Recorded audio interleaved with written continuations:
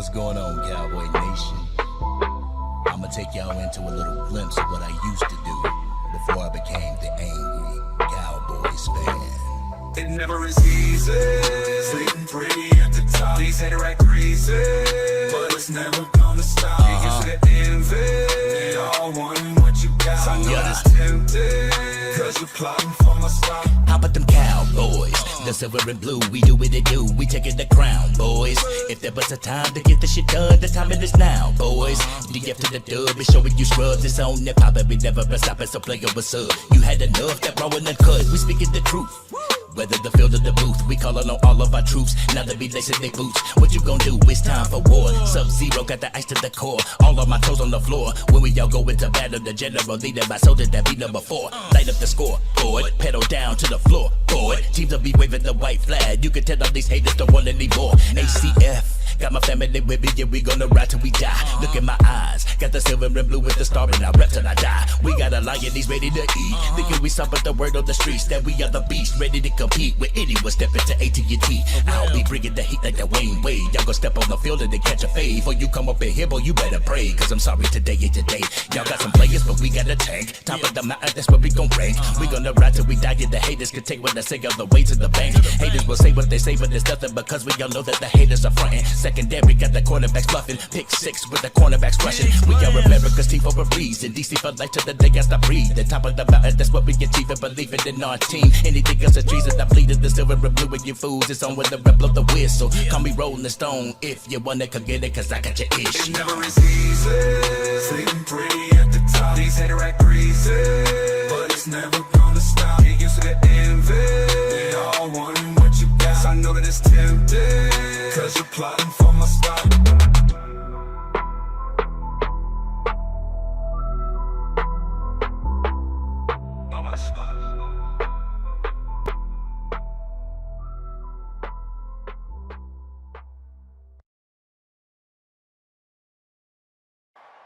How about them Cowboys?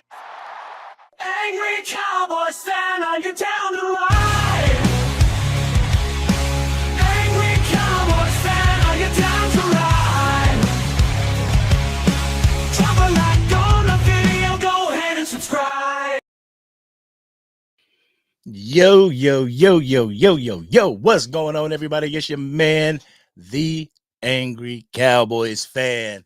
And just because we do the Facts Over Feelings podcast doesn't mean that I ain't going to come to y'all live and in living color. You know what I'm saying? It's not like I'm going to just drop off the face of the earth doing that. Nah, I'm coming with y'all with the Angry Cowboys Fan live. And y'all know how I kick off these lives. We got a couple people up in here. Y'all know how I do.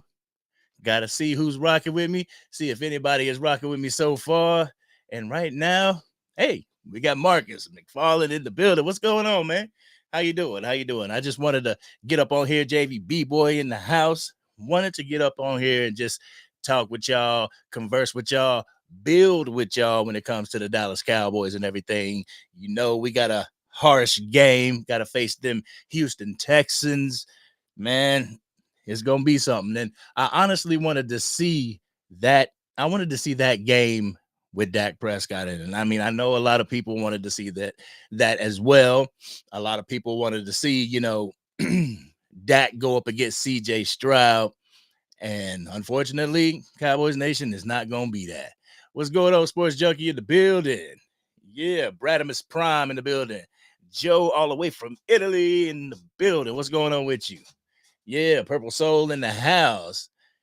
What's going on, ma'am? How you doing? How you doing? Yeah, it's good to see everybody up in here. Good to see everybody. Yo, it's a tumultuous season, to say the least, y'all. It really is. I mean, this season right here is separating the men from the boys, the women from the girls. This is separating the casual fan from the diehard DC for life fan. Because, you know, anybody can be 12-5. Anybody can make it to the playoffs. Any fan can be a part of, you know, a fan base that's winning. It takes a lot to be a fan of an organization that's losing. You know what I'm saying? And right now, that's what the Cowboys are doing a lot of. I can't believe it. We ain't even got a home victory yet. What is going on? And I remember there was that narrative talking about, yeah, we some road warriors. We getting our victories on the road. We ain't even getting them now. You know what I'm saying? So it's hard down here for a pimp. It's hard in Cowboys Nation to be a Cowboys fan, but that's what we do. And we're going to continue to do it. Ain't that right? ACF family. So what's going on with everybody? It's just me over here chilling. I had to go out to eat with the in-laws and everything. Shout out to the in-laws. And I was sitting there thinking about what I wanted to talk to y'all about, because a lot of the times it's not scripted. It's coming off the dome and everything. But the last time I talked to y'all, we got Scott. Thank you for becoming a member, Scott. Truly appreciate you. Truly appreciate you being in the building. Got another member to the ACF family membership. If y'all want to join the family membership, just know it's only $2 a month. $2 a month. Y'all can just forget about it, But yeah, man. Oh, we got a shot against Houston. Stroud gets sacked a lot. Yeah, that's what I was actually doing a little research, and I saw that CJ Stroud's offensive line ain't really that much to speak about. From what I understand, they're the third worst when it comes to pressure on the quarterback. So, hey, maybe Carl Lawson and Micah Parsons can get in there, pin their ears back, go after the quarterback, because everybody knows that this game is going to be all about the defense. It's going to be all about the defense. The defense is going to have to carry this team from this point on. And on some realness, I don't have any expectation. This is at one point, in my Dallas Cowboys career, as far as being a fan in Cowboys Nation, this is one of the times where I just don't have any expectations.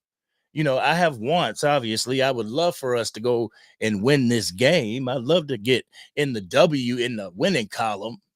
Yeah, good evening, man. Good evening. Good evening. But I like to get into the winning column, but at the same time, are we? You know what I'm saying? Are we going to get into that column? And judging the way Cooper Rush played last week, y'all, I just got to pull up the stats real quick. 13 for 23, 45 yards. He had a QBR 16.4, y'all. 16.4. That's crazy. That's crazy. But I'm wishing them nothing but the best this coming game. Hopefully he can go in there and show him why he is a good comparable backup to Dak Prescott, because we know he can do it. We've seen him do it. We've seen him be able to pull victories out. But also we had a really good defense that was backing him too. And that's one of those positives that you can take away from that Philadelphia Eagles game, even though losing to the Philadelphia Eagles is never a positive, but that's something that you could take away from that. Our defense held Saquon Barkley to 66 yards. You know what I'm saying? His longest was 11 yards, where the guy was doing reverse leapfrogs over people in the previous games. He only got 66 yards in this game. I know our run defense isn't fixed, and it's like, oh yeah, we can brag about them now. No, not at all. But this is something that we could definitely build on. You know what I'm saying? Also, another thing that we could build on: when people gonna take me serious when I talk about Rico Dowdle. Y'all be picking on me. Y'all be picking on me when it comes to Rico Dowdle, but when y'all gonna take me serious about Rico Dowdle? That he can be that RB1 that the Dallas Cowboys need this year. You know what I'm saying? What's going on, John? How you doing? Charlie in the building. Charlie is in the building. Wesley in the building. What's going on? Mike in the house. What's going on with y'all? But Will Greer is on the quarterback roster. Shoot. Man, when the Philadelphia Eagles released Will Greer, I was like, the Dallas Cowboys gonna pick him up. I bet you. And I was saying that too. I was saying like the Dallas Cowboys need a third quarterback because obviously Dak Prescott is down, so they need a fourth quarterback, a third quarterback to Trey Lance and Cooper Rush. Let me see. Let me see if Will Greer done made the roster on the Dallas Cowboys website. I'm scrolling. I'm scrolling. I don't see him yet. Had they gone out? And I don't know if they gone out and got him just yet. Maybe they signed his butt to the practice squad. Nope. Nope. He ain't on there just yet. So, but I'm thinking along those lines that Will Greer might be an acquisition that the Dallas Cowboys pick up, because that's just a Dallas Cowboy move to keep it a buck. And like I said before, I said it on TikTok, and I believe I said it in the last time that me and Sports Junkie was live, was what you want to bet? And I'm pinning it that Jerry Jones will give Mike McCarthy a 1-year extension. At the end of the year, he's going to give him a 1-year extension. And the reason why I say that is because in his last year of his contract, he didn't really get a fair shake. And it wasn't, his play calling, don't get it twisted. It is something to be of concern, but this year he really got hit with the injury stick. For real, there was so many of the starting people that were injured that he really didn't even get a fair shake. Hey, JBB boy, becoming a member, I appreciate you. But he didn't get a fair shake at his last year at proving if he can get somewhere or not. Now you got your starting quarterback down. Like, I see Jerry Jones, his heart beating, for Mike McCarthy. I see it beating for him, and he's gonna be like, yeah, well, Mike, I think that's like that man be saying more than I don't know what. But yeah, I think he really gonna give him a second shot. Hey, what's going on, Big Time? Big Time is in the building. We got a celebrity in the building. Yo, what's going on with you? Like those rides to work. Yeah, he be doing the little rides to work and everything in the morning. And, when people getting up, getting their coffee, you can listen to the Big Time Show. Just talk to you about some Dallas Cowboy talk on your way to work or on your way to the, get some cereal, whatever you're doing. But I got off the point. I was talking about my man, my Rocket alumni, Rico Dowdle. That man deserves to be the RB1 of the Dallas Cowboys. I believe he is the more explosive back out of the back. He's the more productive back out of the back. And I think Cowboys Nation, as well as like Mike McCarthy and the inner workings, is getting a little tired of Zeke Elliott. You know what I'm saying? It's getting tired of the urban legend, the myth of Zeke Elliott. Yes, he had these incredible seasons whenever he joined the NFL, but now those seasons are gone. You really don't have that legacy to live on. You are still active in the NFL trying to be a running back, but you can't get to where you were, and you're only going to continue to drop off. So it's time to cut bait. And that reminds me of one of those quotes from The Dark Knight. You either die a hero or you live long enough to see yourself become the villain. And I believe that Zeke Elliott he's pretty much overstaying his welcome as a Dallas Cowboy. When Jerry Jones had decided to bring him back during the draft or a little bit right after the draft, a lot of people in Cowboys Nation was like, come on, man, are you serious? Like, are you serious? We ain't going to draft a running back because we got Zeke Elliott? Come on now. So he was wearing out his welcome at that point. And then whenever you see Rico Dowdle have a nice game against the Pittsburgh Steelers defense, and then next thing you know, Zeke's coming out in the media saying, I don't know about my role. What's going on with my role? You don't think Jerry Jones saw the news and saw that? Like, oh, you concerned about your role? All right, man, we're going to get you in the next game. I need you to ball out in the next game, though. Show him why you here. He got in the next game, and he ain't do too much. So it's like, see, It's only stockpiling evidence against him. Like Mike McCarthy could be like, "See, Jerry, your way's not working, Jerry. You see? So can I start Rico Dowdle now?" I mean, on some realness, you got Rico Dowdle, you get Dalvin Cook and Hunter Lipke, or you could even squeeze a Deuce Vaughn in there because you got a lot of thunder. You got a lot of people that could tenderize their defensive front in Dalvin Cook. Also, Rico Dowdle. That's how they're using them. So give the edges, give the edges to Deuce Vaughn. You know what I'm saying? I ain't sleeping on my man Deuce Vaughn. Y'all gonna be sleeping on my man Deuce Vaughn. I ain't sleeping on him. Shoot. Let me see. Purple Soul. Let me see what you're saying. It says, but Mike's play calling's been trash before the injuries, and I'm worried about the locker room's dynamic. Yeah. It's like I'm trying to assess this, and obviously we all have that bird's eye view, the outside looking in and everything, and I'm trying to assess it, and it's like, has Mike McCarthy lost the locker room, or has the locker room checked out because they see what's happening with Jerry Jones and everything, and they can see, they have social media, they hear the fans, and you can't tell me for a second that the fans aren't saying, you got to get rid of Jerry Jones, you got to do this, fire the GM, and people like Micah Parsons isn't hearing this. He's got to be hearing this. He's got to be hearing it and doing his investigation. Like, what are the fans talking about? What they talking about with the owner and everything? And the fact that we wouldn't get linebackers the year that we needed them. We needed linebackers last year and we wouldn't budge on them. We just said, oh yeah, use the hybrid ones, and that didn't work. And Dan Quinn asking for linebackers and Jerry Jones not giving them. So I'm pretty sure like the players are checking out on the entire ownership. Like, and maybe they're checking out on Mike McCarthy. I don't know. But like I said, Mike McCarthy didn't get a fair shake at this whole situation. And as much as archaic as Mike McCarthy's scheme is, I just like, damn, this ain't all on him. Put it that way.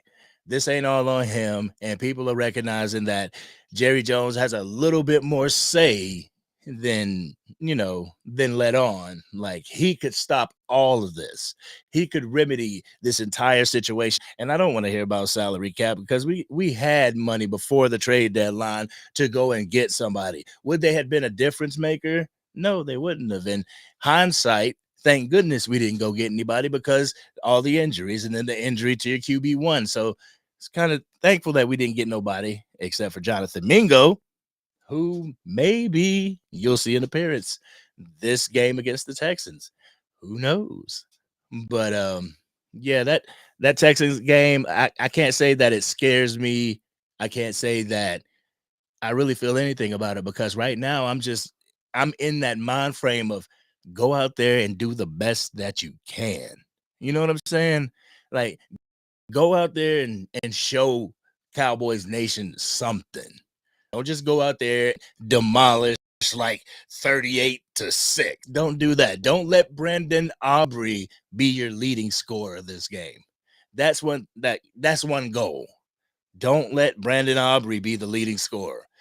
If you get a touchdown or 2 touchdowns, you've beat Brandon Aubrey unless he goes out there and kicks 4 or 5 field goals. But that should be the goal coming out for the offense. We got to score more than Brandon Aubrey. The game plan for the defense is let's just stop the run. You know what I'm saying? We got to stop the run because that's been the Dallas Cowboys Achilles heel for years. That's been what we've been known for. We can't stop the run. And if y'all follow me, what y'all do, and if you subscribe to me, you saw the last video. And I talked about the Green Bay Packers game a lot, because it was brought up in the facility, the Green Bay Packers game, and how Dak Prescott didn't deliver and so on and so forth.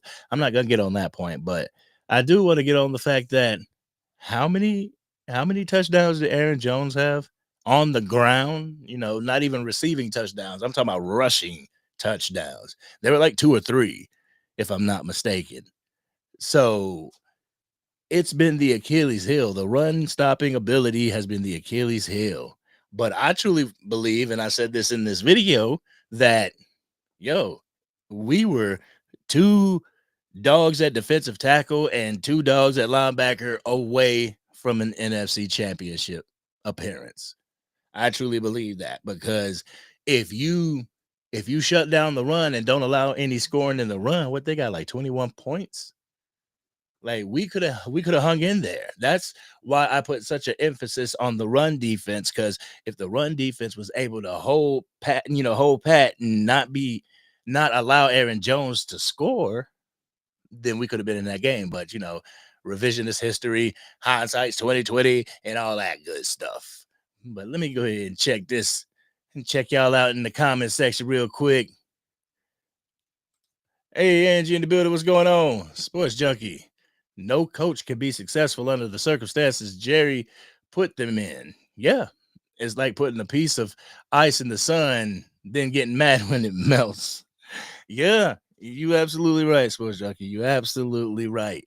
And that's my thing on the whole Deion Sanders coming to Dallas and coach. Like, you really think for a second Deion Sanders is gonna put up with what Jerry Jones puts out?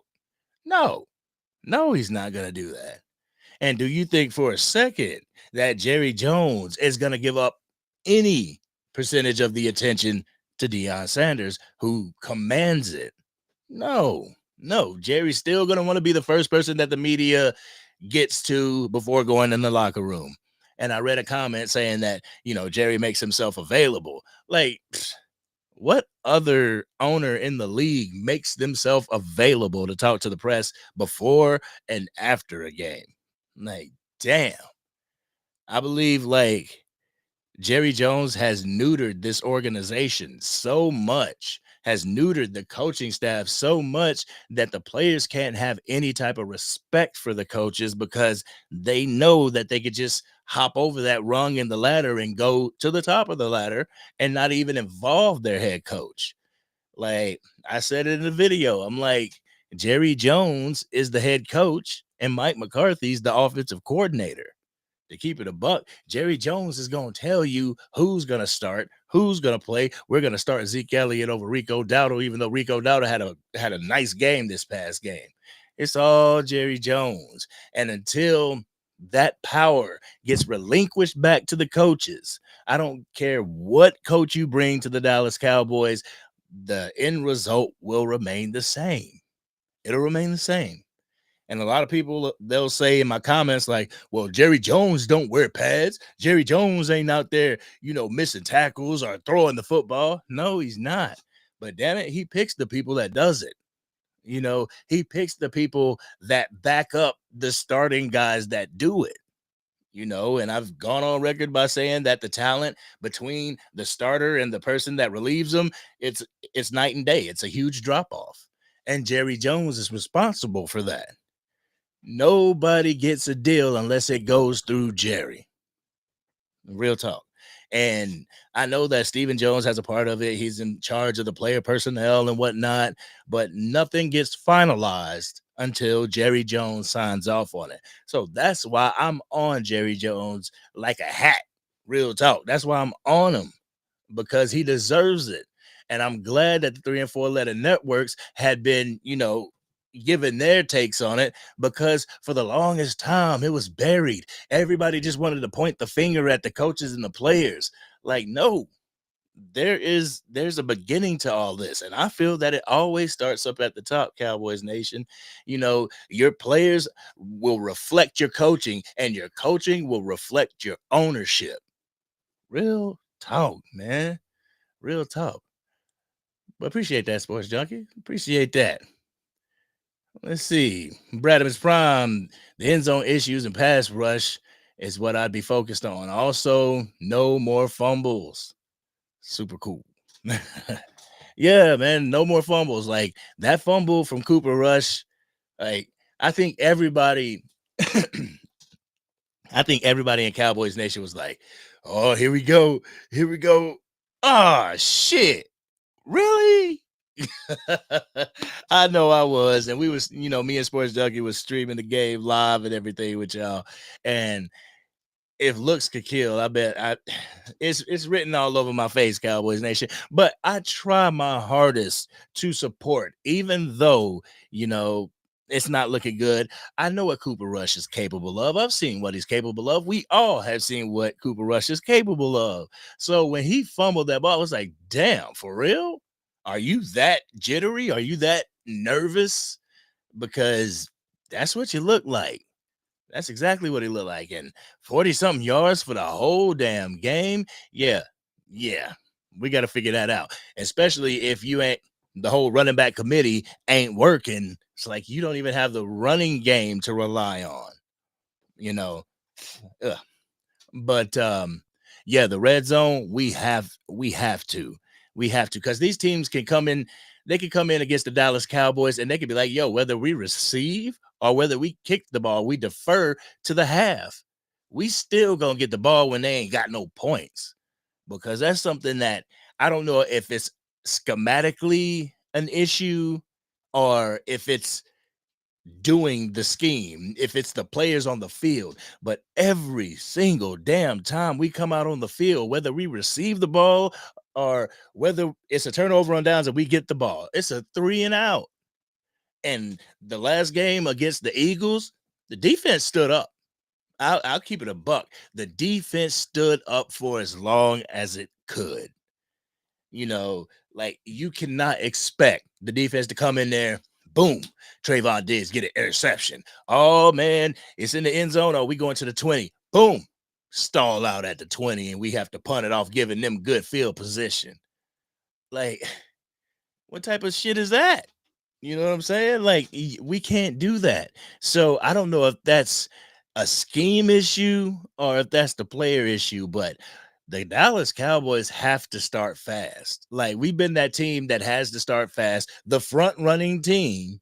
We got to get on the board first so they feel like they have a sense of panic to where they're dropping back, passing the ball. And that's when our pass rushers tee off. We finally got Micah Parsons back in the lineup.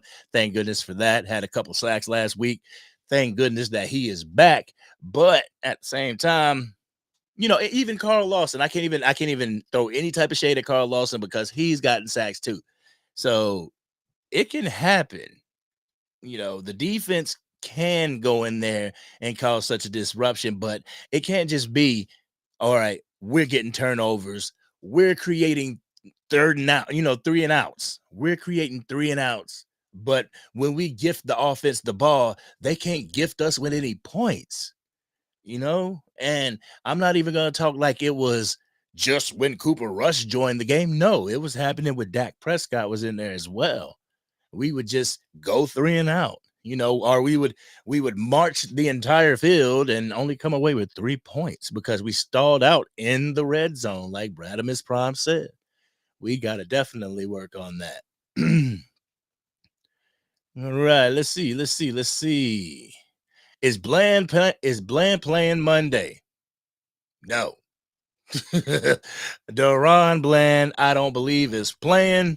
Last I knew, and we'll look at the injury report right here. Well, I'll look at it and tell you because I ain't technologically advanced enough to put it on my screen yet. I'm gonna figure that out. Y'all roll with me. But Deron Bland, as of Thursday, he was a non-participant in practice.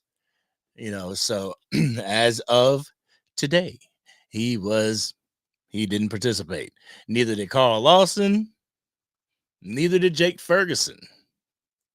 And Jake Ferguson, it's an illness. So if it's an illness, barring what illness it is, he'll be playing.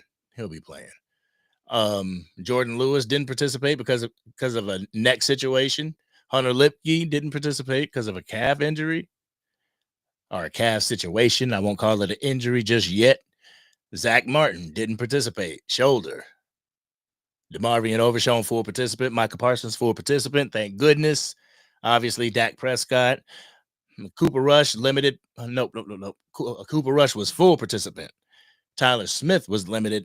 Wanye Thomas, back, full participant. Nick Vigil, he didn't participate.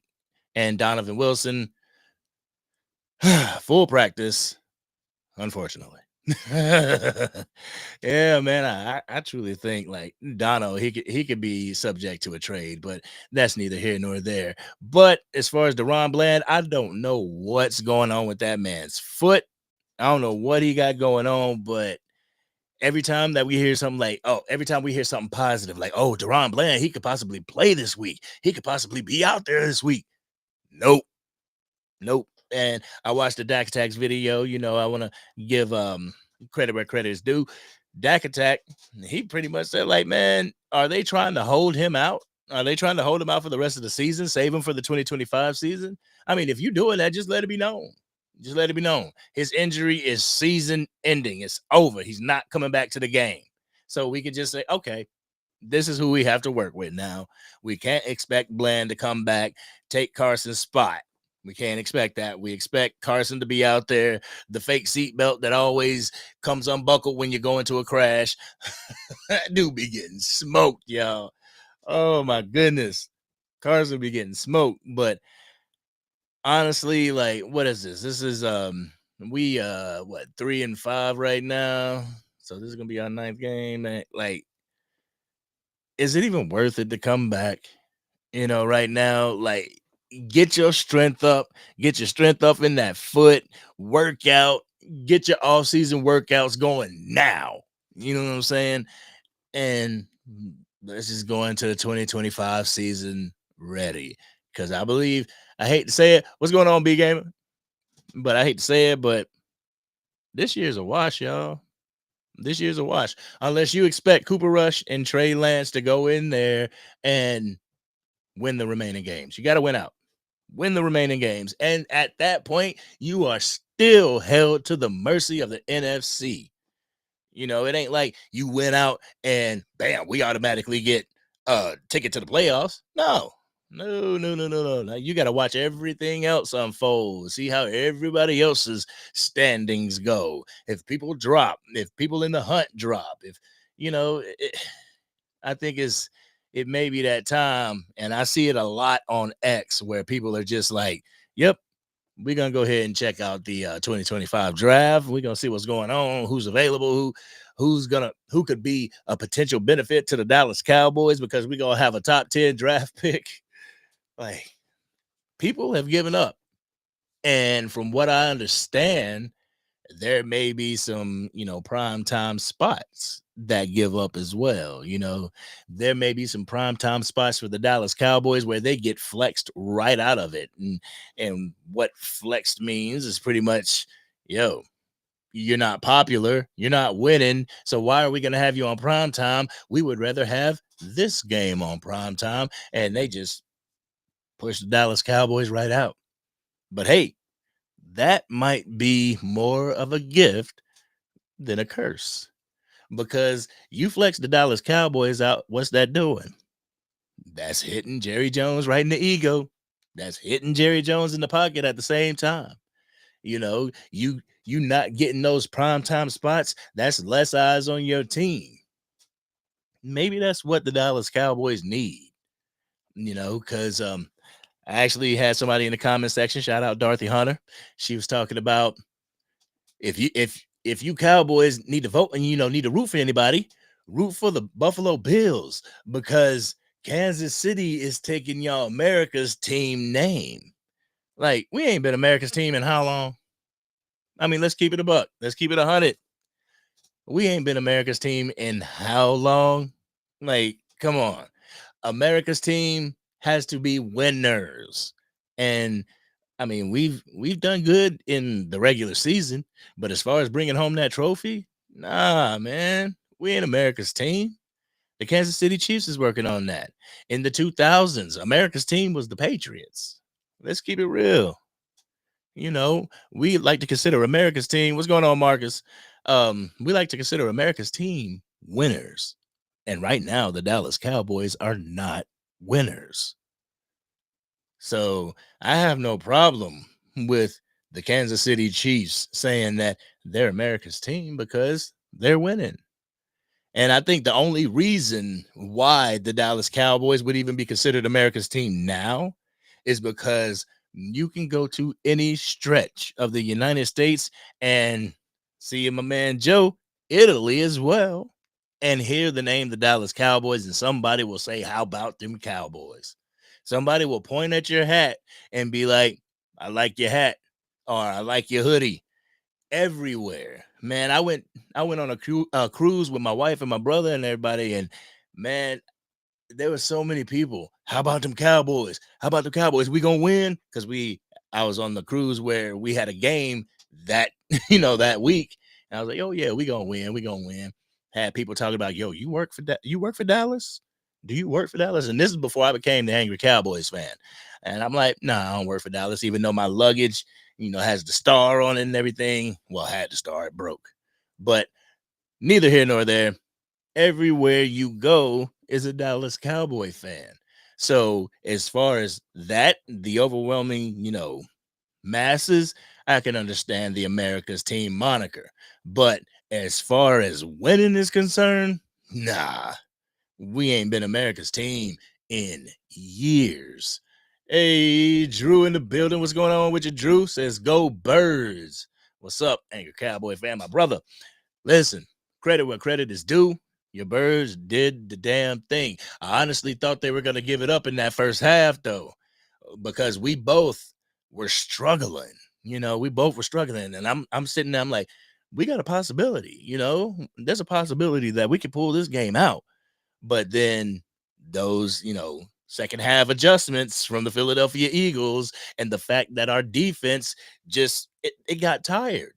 It got tired. You can't expect to spend the majority of the game out on the field and not come out tired. So defense got tired. Y'all made y'all second half adjustments, and it was a wrap. You know what I'm saying? It was a wrap. But yeah, it's good to see you, my brother. It's good to see you. Jeff in the building. What's going on with you? Tony G in the house. Richard in the house. All right. Cowboys hater hunter. I like that. I like that. Oh yeah. Oh yeah. I forgot about that. That is tomorrow to be exact. Ain't it? I ain't bullishing. It's tomorrow. The Tyson versus Jake Paul fight. Tyson versus Jake Paul is the only thing Jerry's worried about at AT&T Stadium. I bet he pulled the curtains back for that shit. Keep it a bug. I bet you he will. I bet you. Shh, real quick. Man, I got my thing up. I ain't said it in a minute. Hold on. Dumbass boy. There you go. That's what you are, Jerry Jones. You a dumbass boy. Real talk. But man, as far as that Tyson and Jake and that Jake Paul fight, this shit is a waste of time. I mean, I'm gonna keep it a buck. I know they said that it's a sanctioned fight and it's gonna go against whoever's record. Like, Tyson, you better not go in there and get beat, dude.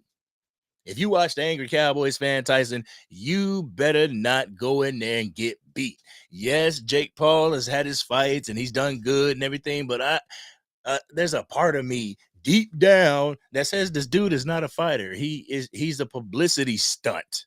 You know what I'm saying? And I know he's fighting for his legitimacy in boxing and everything like that, but this better not be no shit where Tyson takes a dive.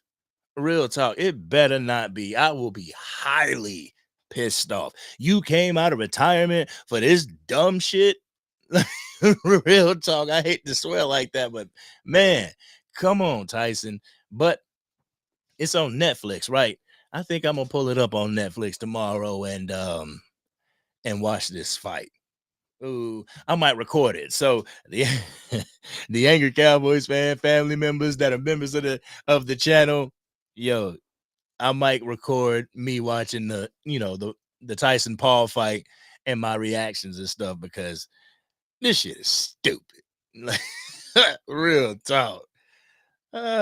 See, yeah, Purple Soul, we getting flexed for sure. We are getting flexed right out of the primetime spots for sure. Like I said, I think that does more good than harm. That does more harm to Jerry's ego, but it does good because it's a wake-up call. Y'all ain't good enough to be on prime time.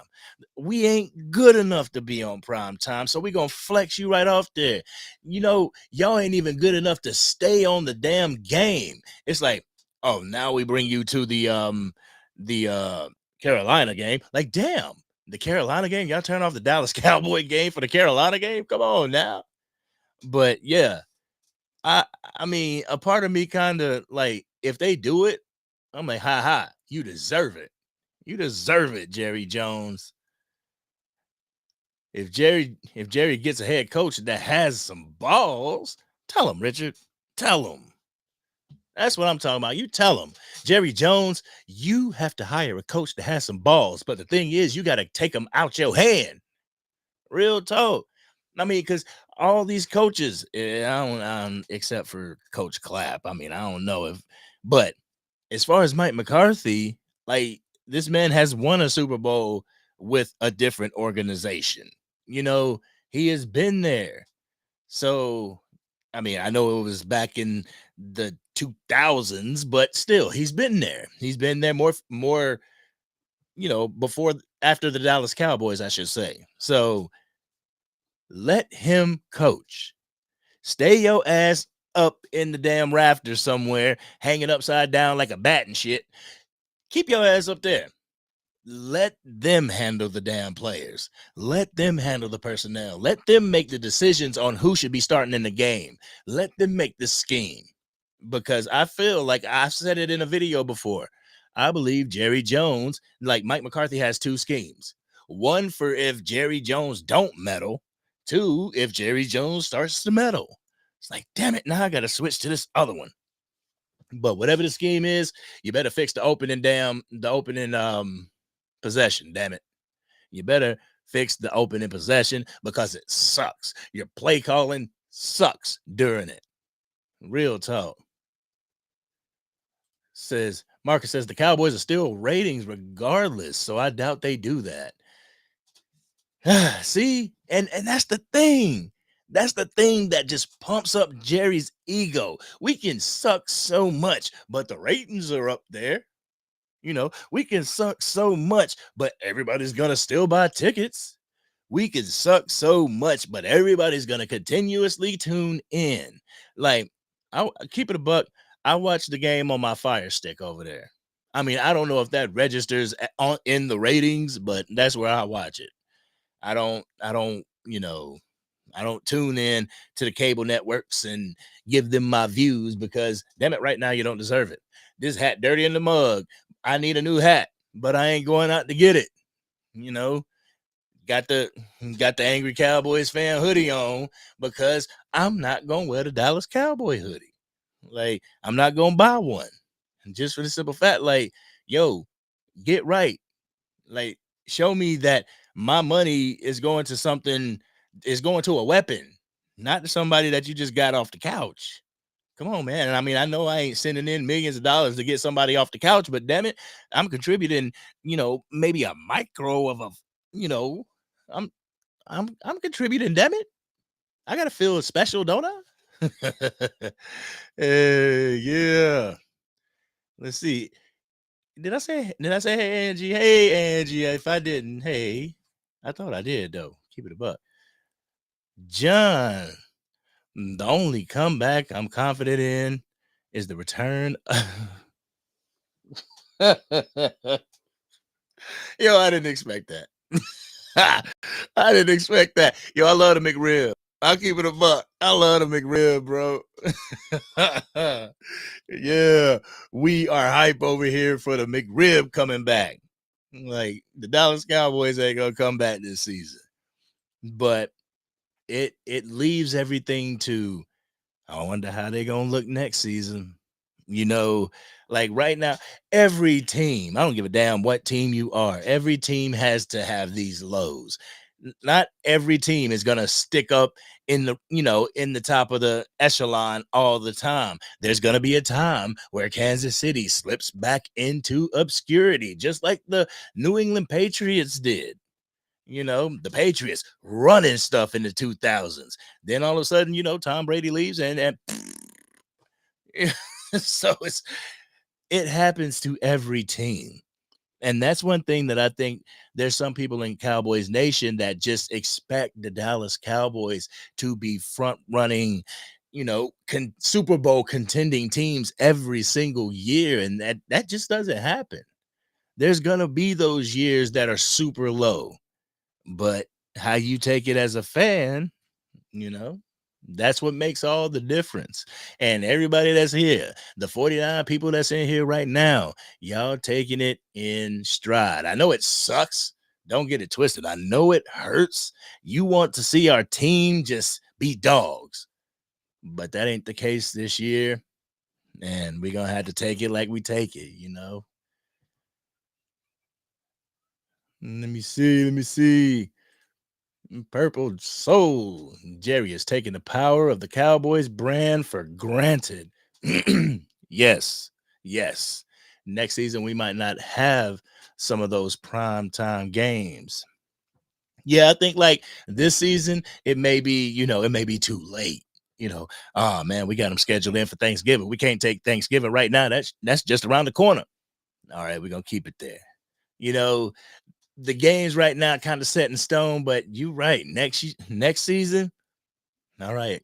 And we ain't trying to hear from the 4 and 3 letter networks that, oh, the Dallas Cowboys look great in training camp. We ain't trying to hear that shit. No, we ain't trying to hear nothing about training camp unless, we listening about the rookies and everything and how they're progressing, how they're developing. But as far as like, oh, Dak threw a back shoulder pass to Jalen Tolbert in the end zone during training camp. So what? Let's see it during the game. Real talk. Like, and that's another thing. Like, there's a player that I keep giving the benefit of the doubt, but it just don't seem like he panning out. That's Luke Schoonmaker, dude. Luke Schoonmaker is just like, dude, when you gonna do something? Like, keep it a buck. When you gonna do something? I mean, what is this? This is his third year? No, second. Yeah, his second year. Like, you have to do something. You have to make a step. The only step that Luke Schoonmaker has made is from the injury list back to the playing field. Like, no, like we got to see you step it up a little bit.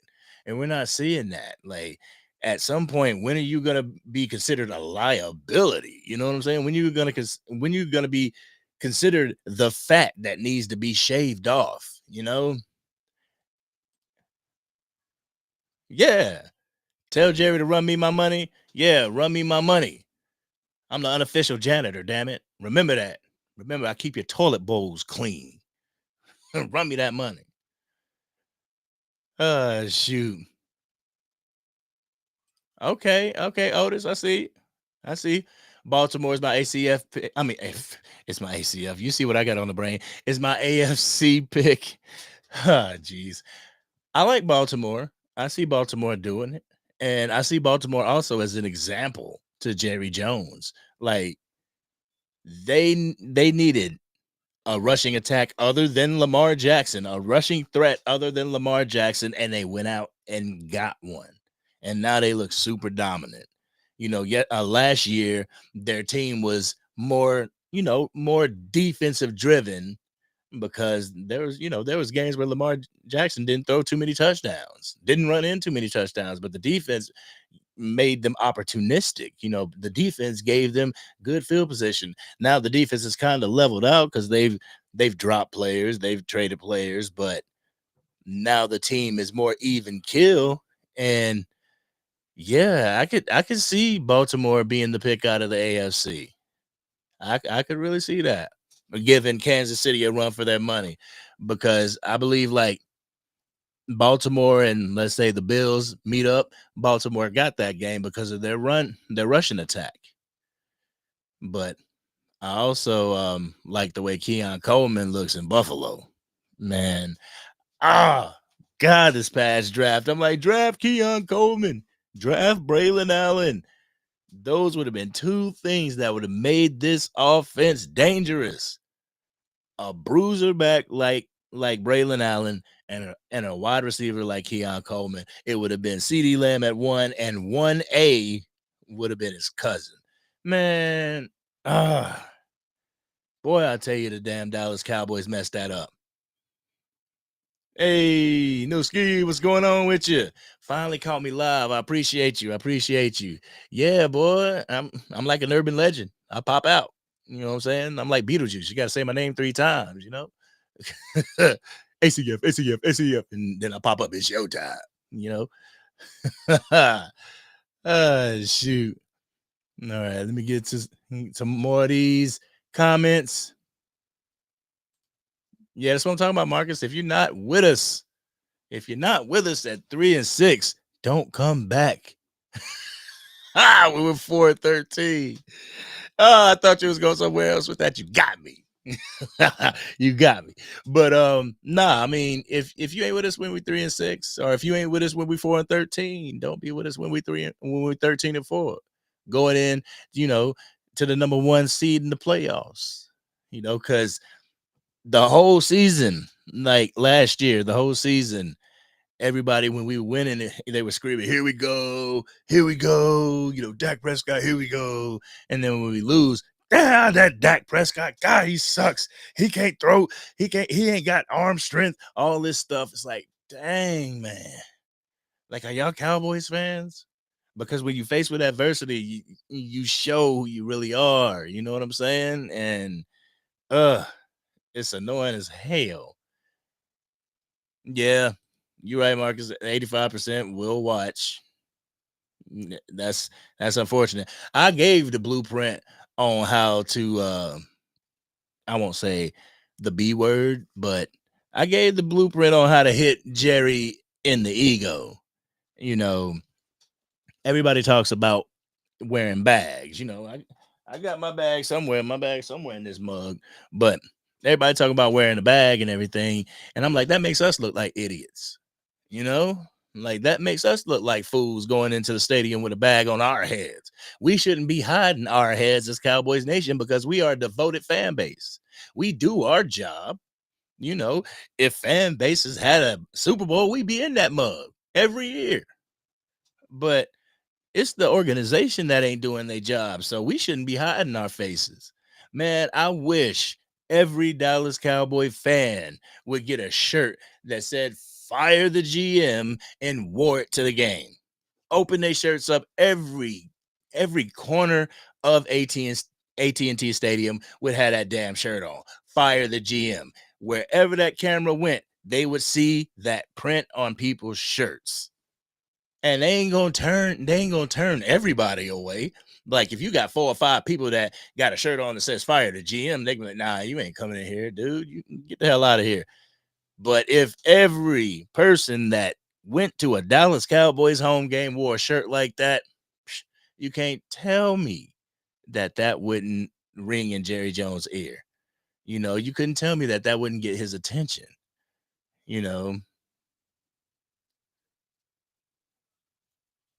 Now say that again, Purple Soul.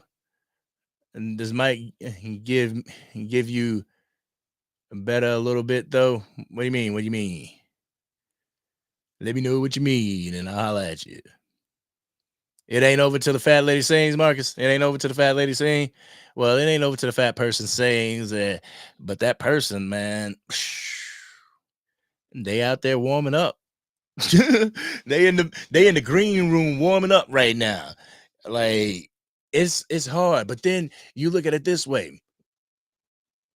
Do you trust Cooper Rush in the playoffs? Or do you trust to get the exact same results that we've been getting? You know, as far as make it to the playoffs and get bumped in the first round, because you can win in the regular season. Yeah, you can win in the regular season, but whenever you get to the playoffs, the competition gets a little bit more stiff, a little bit harder, you know, no Diddy, but it gets like that. And I just don't think right now this team is equipped to face anybody with a winning record, let alone in the playoffs, you know? Yeah, Juggy, absolutely right. She's singing. She said she. I hate to say she, he, it, whatever is singing. The fat person is singing right now, and you know some people just don't want to hear it. You know, and the thing is like I don't want to hear it either. But we have to face reality, guys. Our team sucks. Like we got our QB1 on the sidelines mouthing the words "we effing suck," and he ain't lying. You know, he's not lying. We do suck. And that's something that first and foremost starts with the front office. Because we suck this year, we're going to have to make adjustments. And no, Dak Prescott can't make the adjustments for you. It has to be Jerry Jones, Stephen Jones, Will McClay, and the people that bring in talent to this damn team. If Mike McCarthy's involved in that, hell, it's you too, Mike McCarthy. But something tells me that Mike McCarthy be back there begging, well, Jerry, I need this person. I need him, Jerry. And Jerry's like, no, just leave my office. We'll talk about it. And never get back to him. Jerry Jones be leaving Mike McCarthy on ghost. Shoot. Oh, shoot. That's the question of the night right there. That's the question of the night right there. What about the chicken Big Mac? What about the chicken Big Mac? Yo, I ain't tried the chicken Big Mac, but it got to be better than the regular Big Mac because there's no Diddy. There's more meat in the sandwich. There's more meat in the sandwich. That's something that bugged the hell out of me with the Big Mac. Why you gonna have these two little thin ass patties on here? I'm eating all this bread. I'm eating a whole loaf of bread with some lettuce and these little thin ass patties. Nah, man. You got it right, Otis. The McRib. The McRib is on the way. Do I get that button? If you're down with the McRib, Give me a hell yeah. if you down with the McRib, give me a hell yeah. Yeah. No, the only comeback you see is the return of the Jedi. Okay, see, that's the only comebacks we see over here. We don't see no Dallas Cowboy comeback. You know, welcome back, Cotter. We see that comeback. You know, we don't see no comebacks, for the Dallas Cowboys. It sucks. Oh, Sports Junkie said we need a scandal. We need a scandal in the building so we can get rid of Jerry Jones. Jerry Jones. See, the thing is, Jerry Jones can get caught in the scandal. He can get caught in mischief. You know, he can get caught in all the crap and he's still gonna stay here. Like, I mean, everybody was like, oh shit. Whenever they saw the picture of, the school integrations and Jerry Jones back there like, like, Jerry, what you doing in the picture?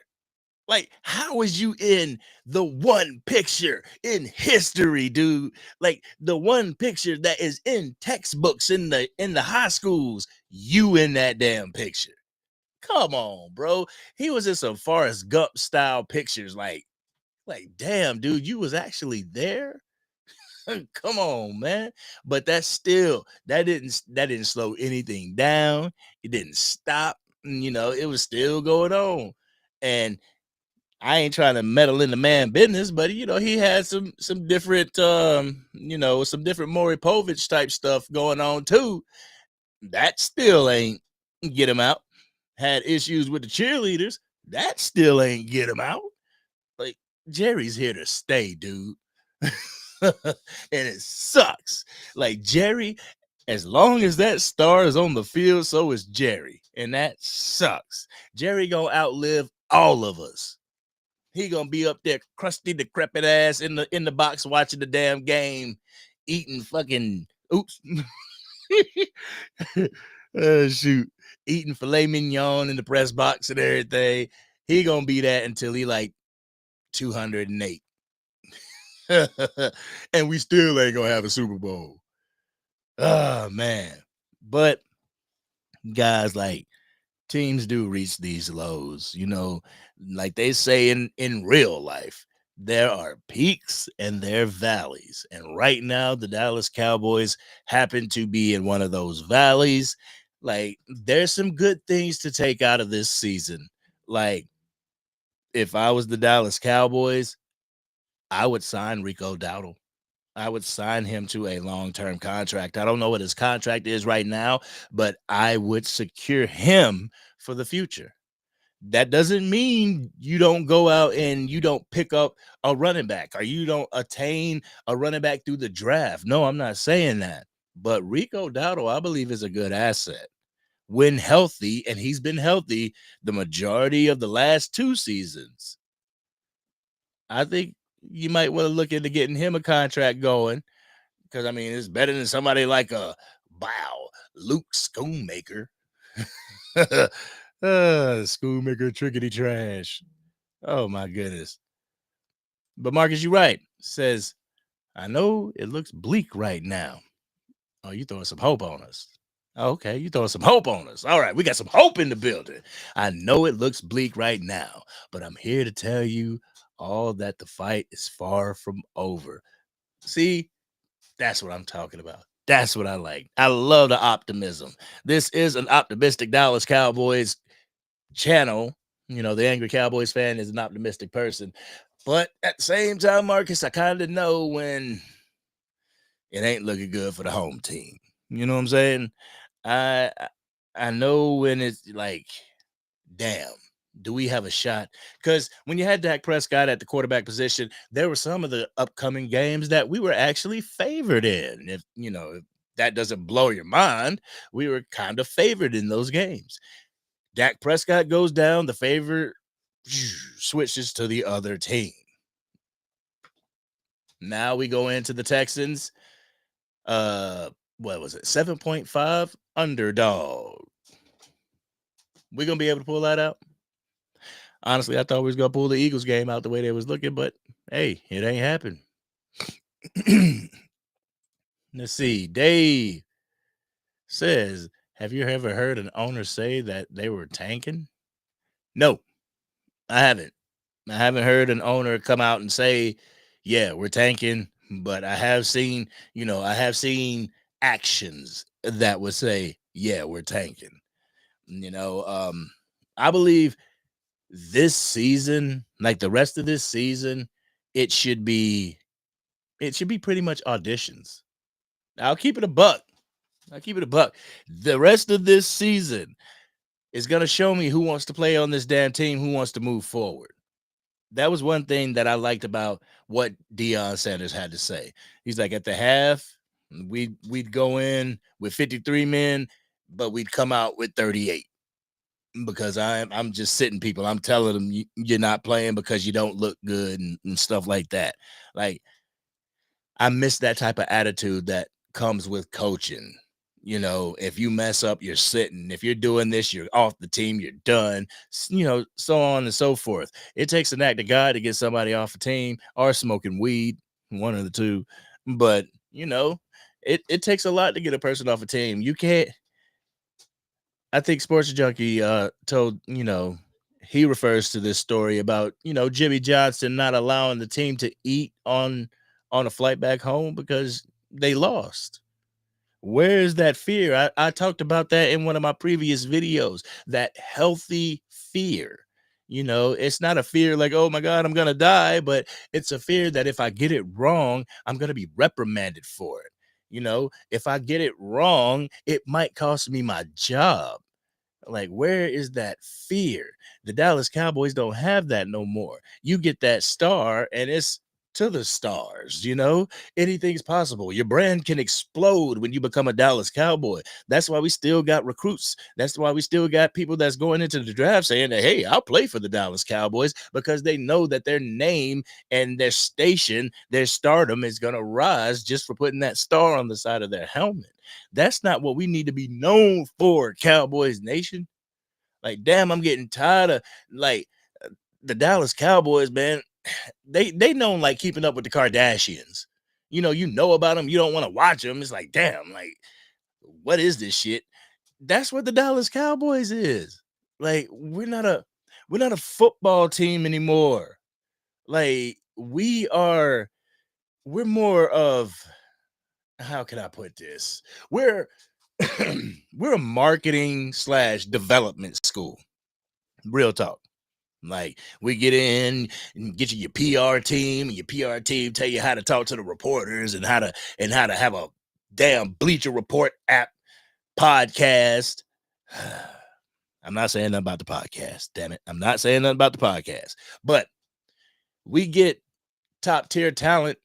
We develop them for 4, 6, 8 years. And then when they reach their prime, we let them go to another team where they win a Super Bowl. Damn it. Wasn't it Kelvin Joseph went to the Kansas City Chiefs and won a Super Bowl? Wasn't it DeMarcus Ware going to the damn Denver Broncos and unleashing and winning the Super Bowl. Like, can we win a Super Bowl over here in Dallas? And that was one thing that I understood about Micah Parsons whenever he talked about Mike McCarthy, but he was saying Zach Martin, he deserves a Super Bowl. I believe Tyron Smith deserved the Super Bowl. And I wish that they could have got it there because, the huge Dallas Cowboy fan in me would love to see that those two guys got rewarded with championships out of all the hard work and dedication that they put in with the 12 and 10 years respectively. I truly wished that Tyron could have got his championship with the Dallas Cowboys. I truly wish that Zach Martin could get a championship. Like, part of me says, don't retire. You can't retire off a bum ass season like this. Zach Martin, if you watch the Angry Cowboys fan, you cannot retire off a bum ass season like this. We got put behind the 8 ball for health reasons. Like, I could see if, everybody was intact, the defense was intact, the offense was intact, and we was getting boat raced like this. It's like, all right, I've had enough. That ain't the case. We getting boat raced because, for one, I think it really equates to the fact that we have a first year defensive head, a defensive coach in Mike Zimmer getting acclimated to his game and what he wants to do with the defense.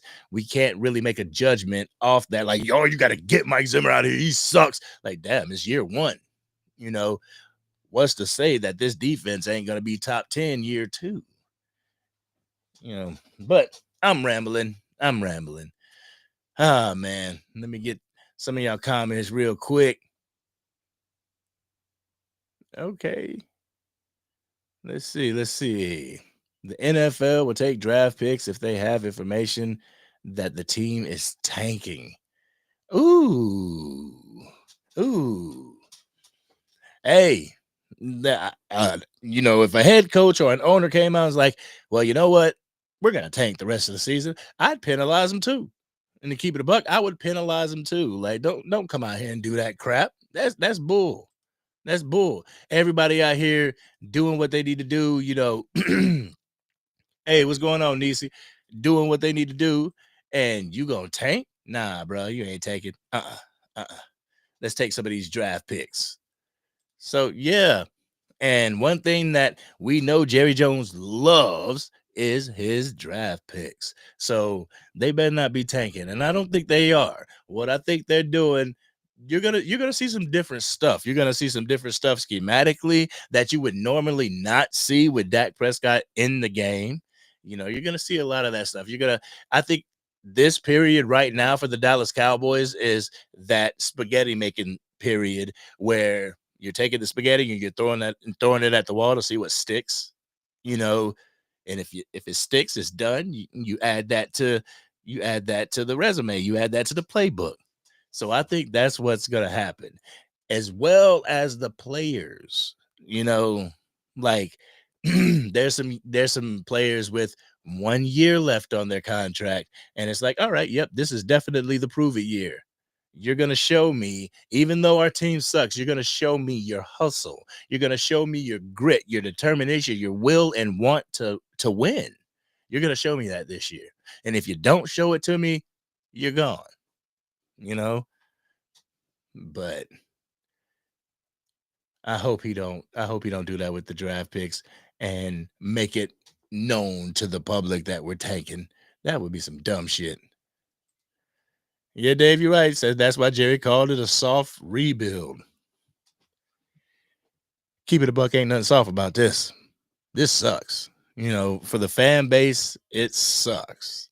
And I know for the players too. The players don't want to be out there and suck as bad or be injured at home or on the sidelines wishing that they could help the team. I know how that feels. I know how that feels. Like playing injured and then saying that enough's enough, having to take yourself out of the game. I had to take myself out of the championship game. That was hard, but I'm like, what can I do, But as far as the soft rebuild, as much as people denied it at the beginning of the season, even toward like the first or second week of the regular season, people were denying the fact that the Dallas Cowboys were in a soft rebuild before Dak Prescott got his contract, before CD Lamb got his contract. I remember actually, I remember Mike Fisher saying that the Dallas Cowboys were in a rebuild type mode. They were gonna blow it up and rebuild. And there was a lot of people that like, oh, Mike, you don't know what you're talking about. Mike, you're wrong, and all this shit. And it's coming to fruition that the rebuild, it's in effect. We are in the process of the rebuild. We're rebuilding our offensive line. And hopefully, this next draft, we will be rebuilding and making this running back room look a little bit different, so we are rebuilding at that position. At the defensive tackle position, we need to get better there. So it is kind of a soft rebuild while keeping the pillars of the team. And the pillars of the team: Dak Prescott, CD Lamb, Tyler Smith. We don't know so much about Zach Martin now. Micah Parsons, Deron Bland, Trayvon Diggs, DeMarvion Overshown. Like, ever since that dude came to this damn team and he got injured, I was just like, I was talking to my brother, like, man, I can't wait to see what that man has. Like, he is going to be a dog. I could just tell. And this year, more often than not, more often than you hear Micah Parsons' name during a game, you've heard DeMarvion Overshown's name a lot. And I remember we were watching it live, me and Sports Jockey and everybody. We were watching it live, and somebody is like, what you want to bet? Overshown's going to outshine. He's going to end up outshining Micah Parsons. And I'm like, I can see that. I can see that because he is doing the damn thing. And you put him around like some defensive tackles that could get the job done, that can stop the run and get some penetration on the quarterback. You put him there blitzing like that double A gap blitz that Mike Zimmer is known for. You put him in that position, as well as a Maurice Leofau or even a Micah Parsons, while having Carl Lawson's on the edge. Shoo, that's a dangerous setup right there. That's super dangerous. I'd like to see it, but for some reason, Micah Parsons loves to keep that hand in the dirt. And I'm a fond believer that if you got the hand in the dirt, they can scheme you right out of the game, which they have done a great deal of. Hey, Monstar Villain in the building. I appreciate you catching the live, brother. Appreciate you being here. Appreciate every single one of y'all being here. Yes. All right, LT Ray in the building. What's going on? You done snuck in on me. I ain't even shout you out. What's going on with you? Says Angry. Do you think they bring back Mike McCarthy or do they fire him at the end of the year? Yeah, I said it earlier. But you probably missed it. It's okay. It's okay. I personally think that they're gonna sign Micah. I mean, not Micah. Damn, they're gonna sign Mike McCarthy. They're gonna sign him to a 1-year deal at the end of the year, because this year was some bullshit. Real talk. This year, nobody really could have planned for it. Nobody could have planned for 8 people going down at the same time. 8 starters going down on your team at the same. No Diddy. Getting injured on your team at the same time. You know what I'm saying? Nobody could have expected that. So I truly think that they're going to give Mike McCarthy, with the coaching tandem of Mike McCarthy and Mike Zimmer, they're going to give him 1-year deals. They're going to be able to prove yourself this year. Prove yourself when we got the rookies coming on. We got the rookies coming on. We got the fat that's getting trimmed off. We're in the process. We're more than the middle of our rebuild. So let's see if you can take this team and do something with it. If you can take this team and do something with it, get it to an NFC championship game. And I hate to put predetermined destinations on a team, but get them to an NFC championship game. We'll extend your contract for multiple years, but they're going to give him another shot at this. Y'all mark my words. I am the first one to say this, damn it. I mean, I ain't liking it. I ain't going to champion it, but I foresee Mike McCarthy being the coach for next year's team. Says this really sucks when your team is just getting killed by everyone. It sucks. It does. What's going on, Leon? How you doing? Yeah, it does suck. It really does. But at the same time, it's eye-opening. It's eye-opening as far as how the organization takes losing. You know, like I said, it's easy to win. It's easy to win. It sucks to lose. And when you're losing, it shows you, it shows you the nucleus of the team. And if the team can stick together through adversity, that's one thing that a lot of people have complained with when it comes to the Dallas Cowboys is being able to stick together during adversity, whether it's the season as we see it right now or in a high profile game like the playoffs. You know, when things go wrong, what do you do? And a lot of the times, the Dallas Cowboys crumble under pressure. And that's not a scheme thing. That's not a player thing. That's a team thing. Real talk. Damn, that sounds pretty good, didn't it? Nice says a soft rebuild. Soft rebuild would have been more acceptable if we was adding a player or two in free agency at the trade deadline. Exactly. But also I could see where Jerry's coming from, like as far as the trade deadline is concerned. I'm not talking about free agency because we had opportunities at the beginning of free agency to make tremendous moves.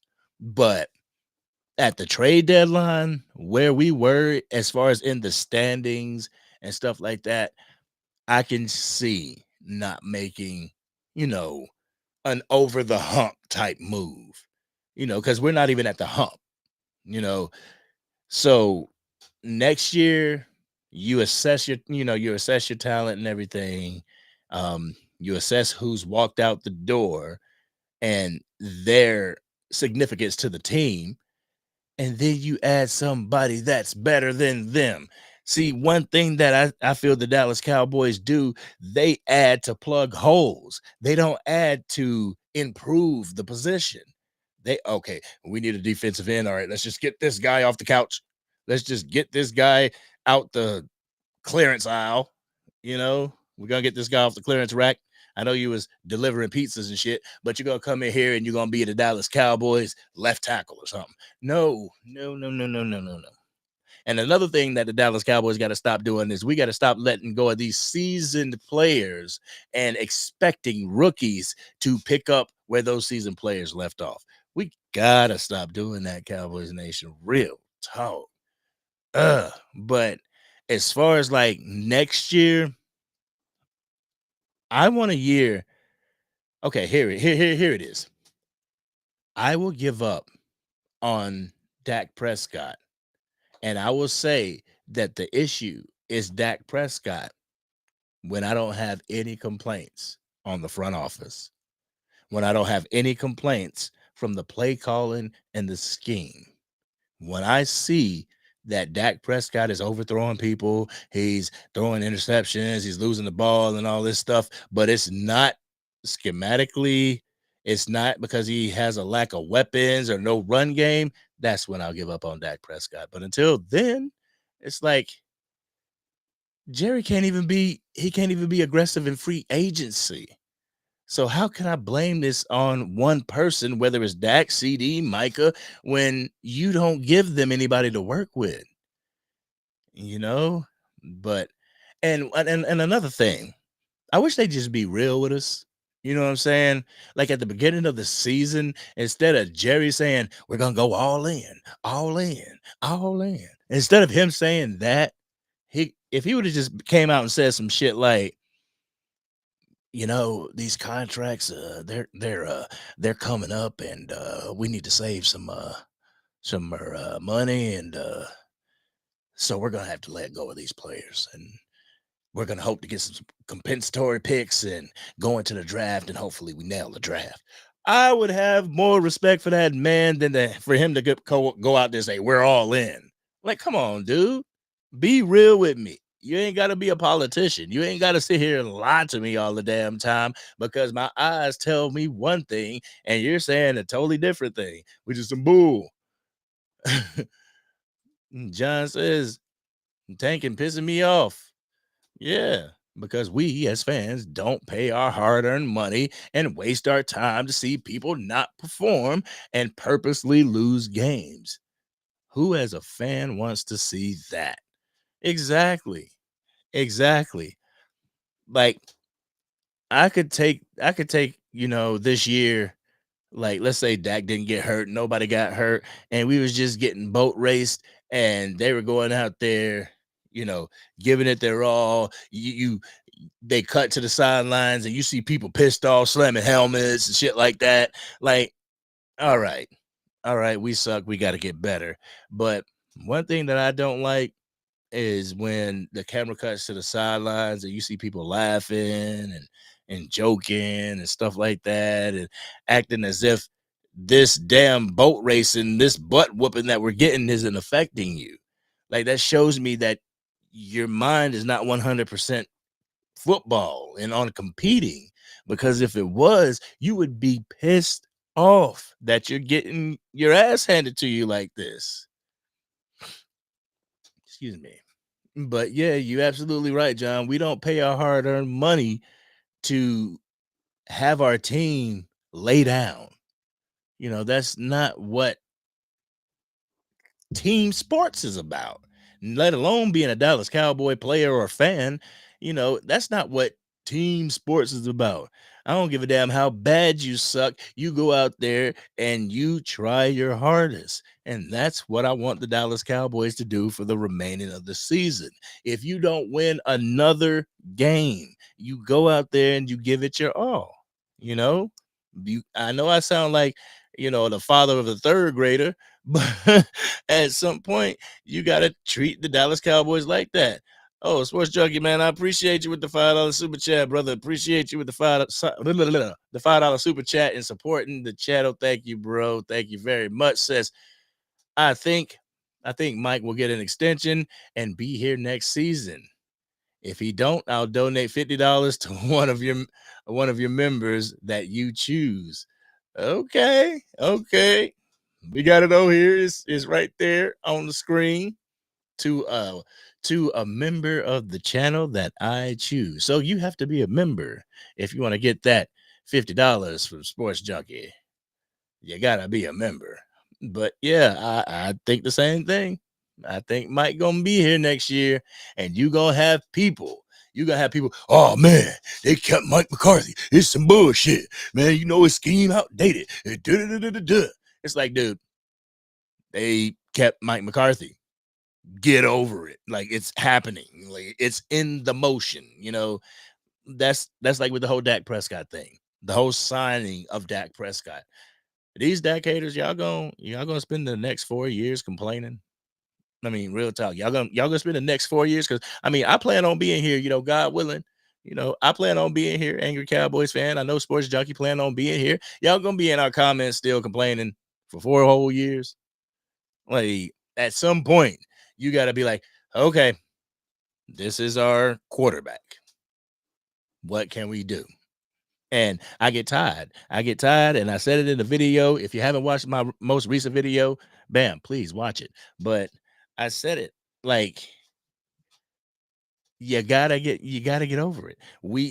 This is our quarterback, like, you can't take it back. There's no take backs, but anyway, thank you for that $5 super chat. Truly appreciate you, brother. And we're gonna get a Facts Over Feelings podcast going real soon, getting a live going real soon.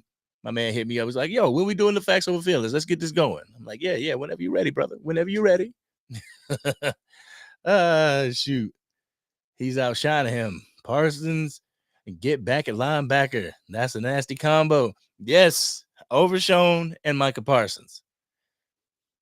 Overshown, Micah Parsons, Eric Kendricks. Boom. What's happening? If they get to the second level, what's happening? All Overshown and Parsons. Speed. They got speed. And then you got the anchor right there in Eric Kendricks. See, that's what I'm talking about. I hate Micah Parsons' hand in the dirt. I mean, don't get it twisted. I like him when he rushes the quarterback and everything, but I just don't think that he should spend the entire game with his hand in the dirt.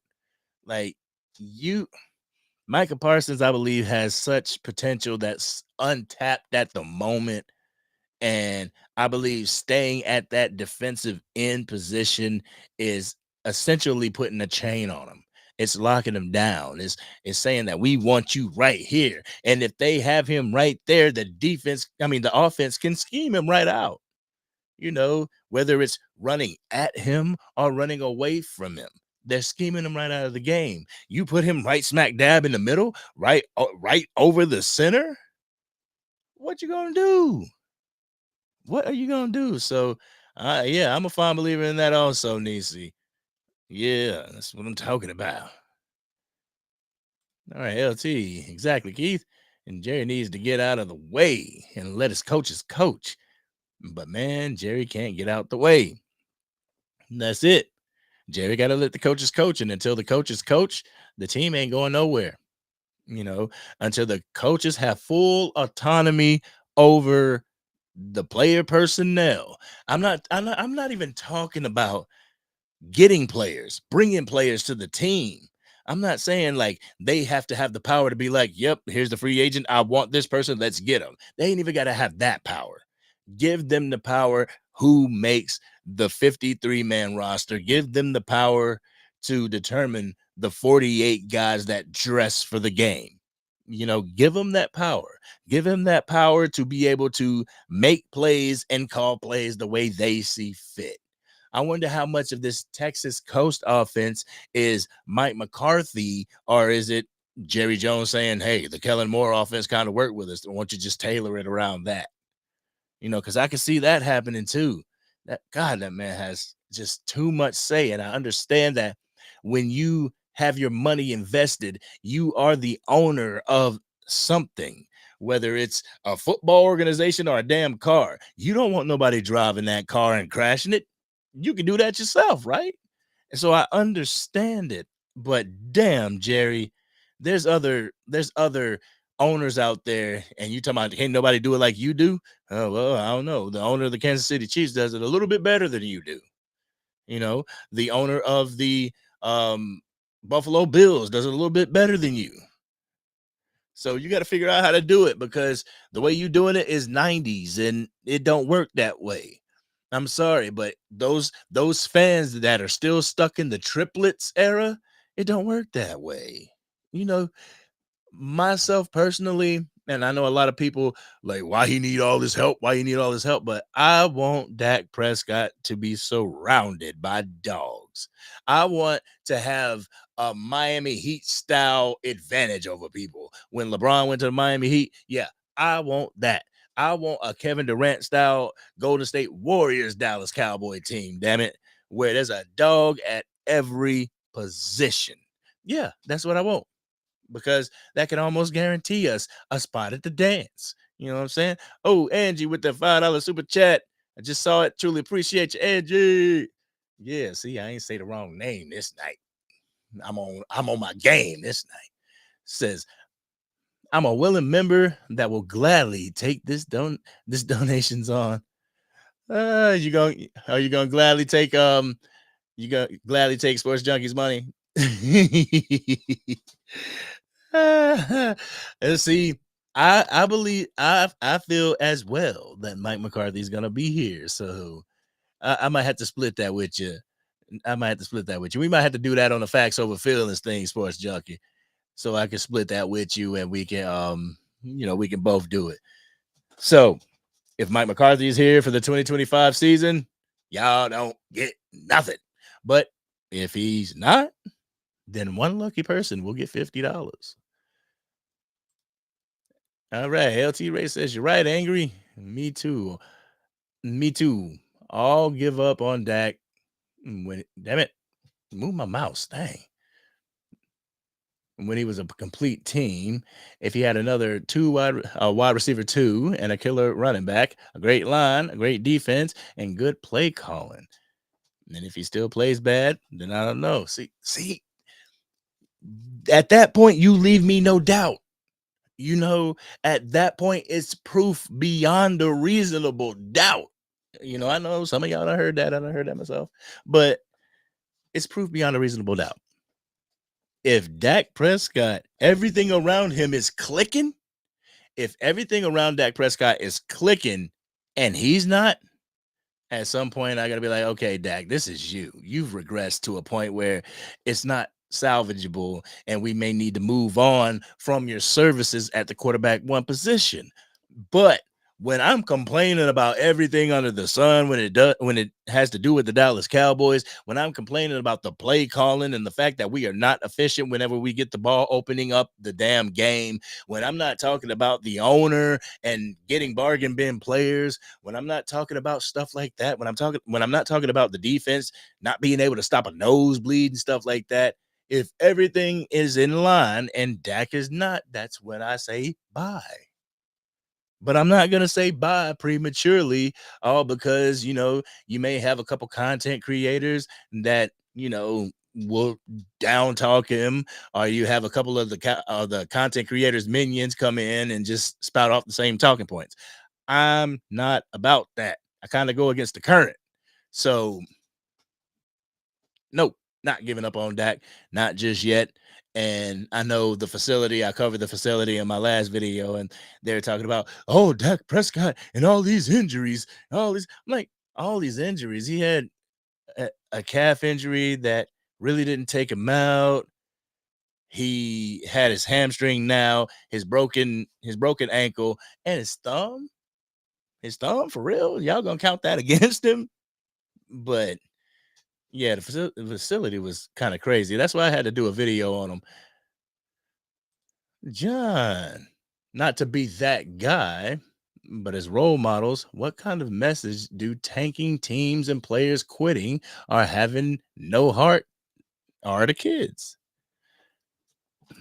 You're right. You're right. Because when we're kids, whenever we join any type of league, they tell you to give 110%, never give up, play through the whistle, things like that. But you see a lot of that in the NFL.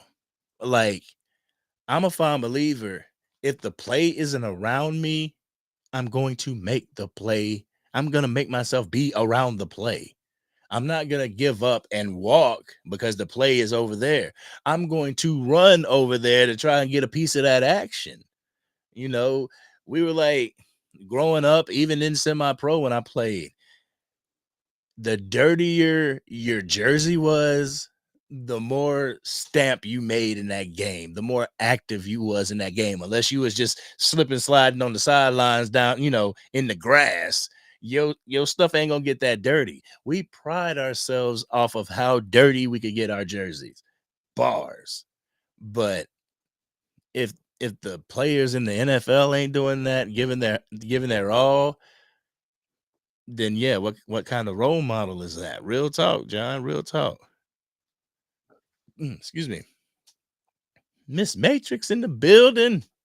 Mike has been screaming that on his podcast. What's Micah been screaming? Oh, it's the coaching. Okay, so Micah Parsons has been screaming on his podcast that it's the coaching. I don't know how I feel about that. Because I believe there's a time and place for everything, especially when an employee is calling out the boss. You know what I'm saying? And the coach, in this sense, is the boss of the players. And I just like, if you have a problem with the coaching and everything, if there's a problem with the scheme and you see that there's an issue, talk to the coach about it. There's team meetings for a reason. You don't have to go on your podcast. You don't have to say it in front of reporters that's going to take every word that you say and cling on it so they can get the juiciest soundbite. Like, don't do that. Don't put yourself out there. That's one thing why I feel Micah Parsons should have waited for the podcast, because right now, being so green, he says everything that's on his mind. No, dog, you got to filter it a little bit. You got to filter it, because if you don't filter it, the people that watch your podcast that are part of the 3 and 4 letter networks, even some content creators, will take what you say and they will run with it. I'm like, shoot, I took what he said to the media and made a video out of it. But I think there's a time and place for everything. If it's the coach, and let it be known. And you talk about Mike McCarthy, Mike McCarthy's head coaching, my dude, you were part of the defense. Like, what is it about Mike McCarthy's coaching on your side of the ball that you have an issue with? Because the issue that I have with Mike McCarthy is his offensive play calling. Maybe it's situational football and calling timeouts, or, going for it on fourth down when it's not necessary or doesn't need to be done. Those are things that, he can have a stake in. But as far as your defense, take that up with Mike Zimmer, dude. Take that up with Mike Zimmer. Boom says, I know I was roasting Micah, saying let's trade him. But put him at linebacker, scheme him right, let Micah be Micah, and watch how his attitude changes. For real. Like, he really started, he saw himself coming of age at that defensive end position, and he saw how, I could get the quarterback. They love it when I get the quarterback. Dude, they will love you even more if you can get the quarterback, if you can stop the run, if you can get tackles for loss, if you can make forced fumbles, if you can get an interception. They will love you even more than to just rush the quarterback. Real talk. And that was something that I said at the beginning of the season. I want to see this iteration of the Dallas Cowboys defense be able to make teams go 3 and out or turnover on downs if they decide to go for it on fourth down. Like, yeah, the interceptions and the forced fumbles last year, they were nice. Deron Bland breaking the record. That was beautiful. Liked it. Cool. But I'd rather see him punt.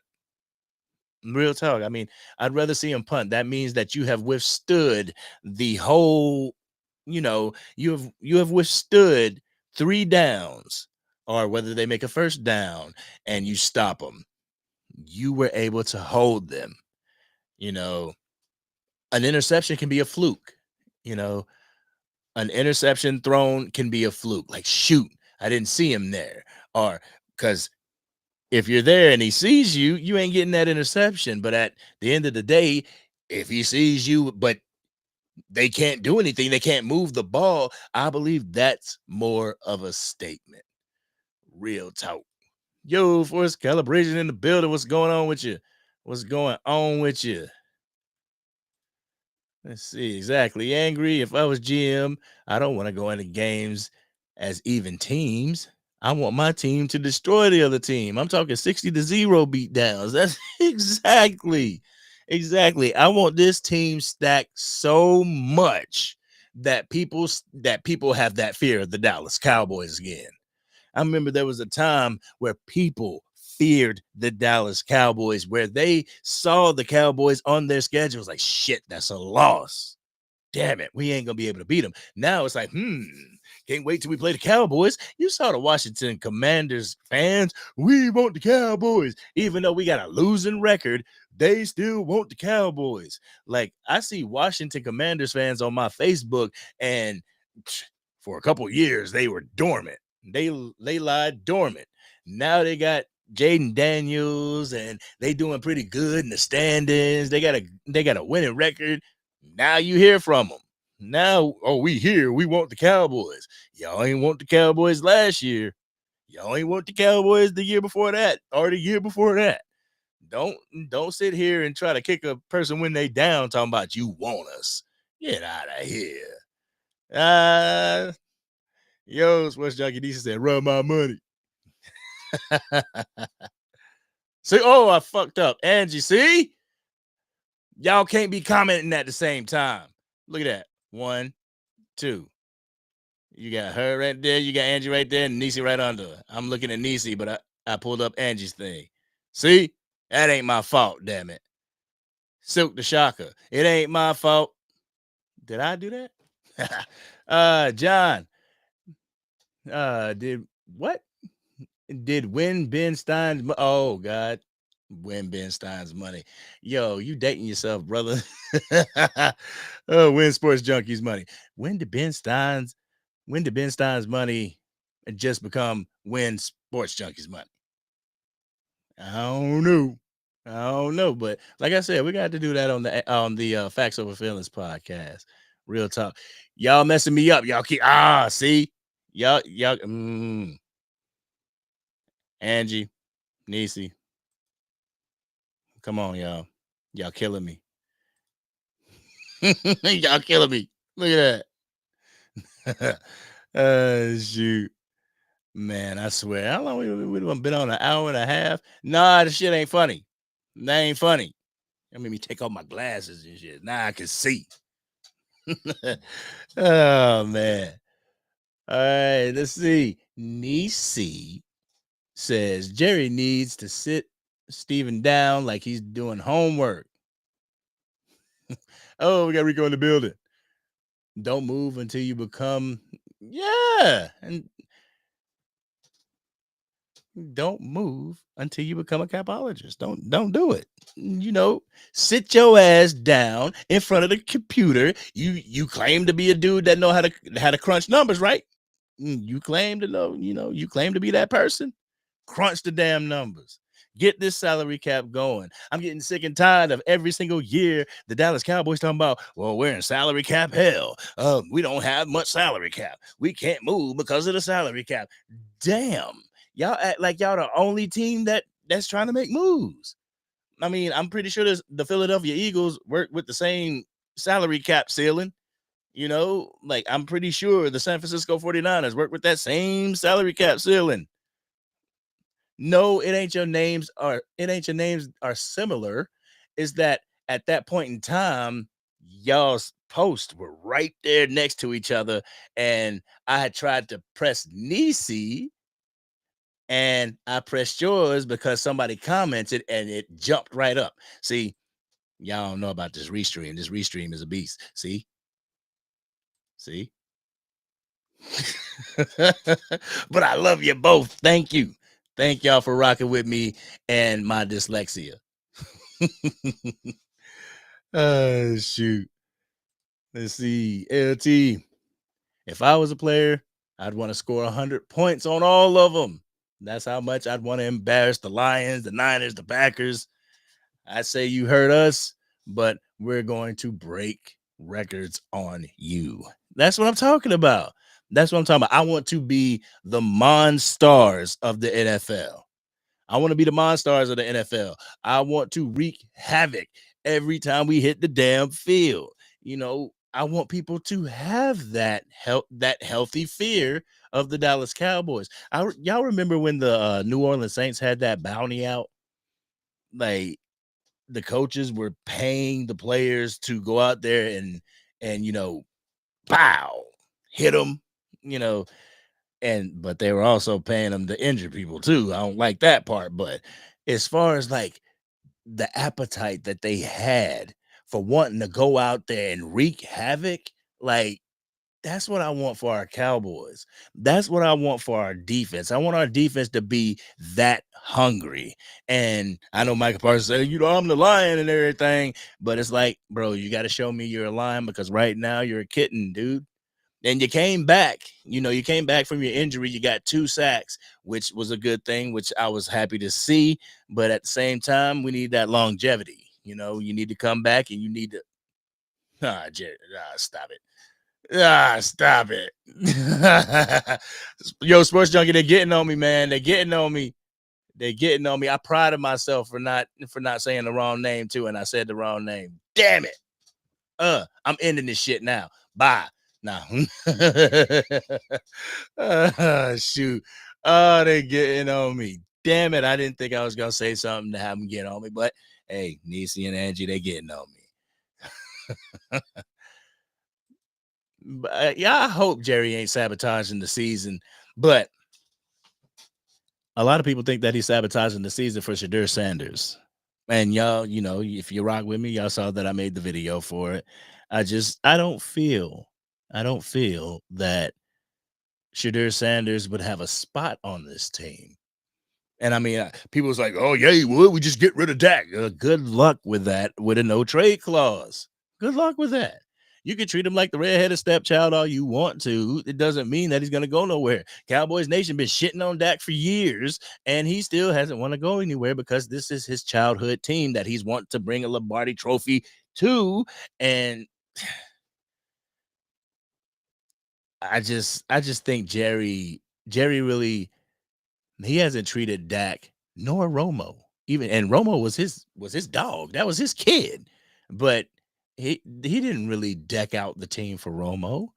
He ain't decked out the team for Dak. He's expected this undrafted free agent or this 4th round draft pick to be the savior for the Dallas Cowboys. And I believe a lot of I won't say a lot, but a small majority of Cowboys Nation feels like Dak Prescott should be the savior. He's not. He's not. He's not that type of quarterback. He does need help around him. He can't take the average Joe and make him a superstar. He just can't do it. Stop expecting him to. You know what I'm saying? She said I was stuttering because I got him wrong. I got him wrong, y'all. Damn. Oh man, even through my memory lapses, even through my screw ups, y'all still rock with me, and I appreciate y'all. I appreciate y'all. No jokes aside, all jokes aside and everything, I do appreciate every single one of y'all for rocking with me, for rocking with Sports Junkie, for rocking with Cowboys content creators, because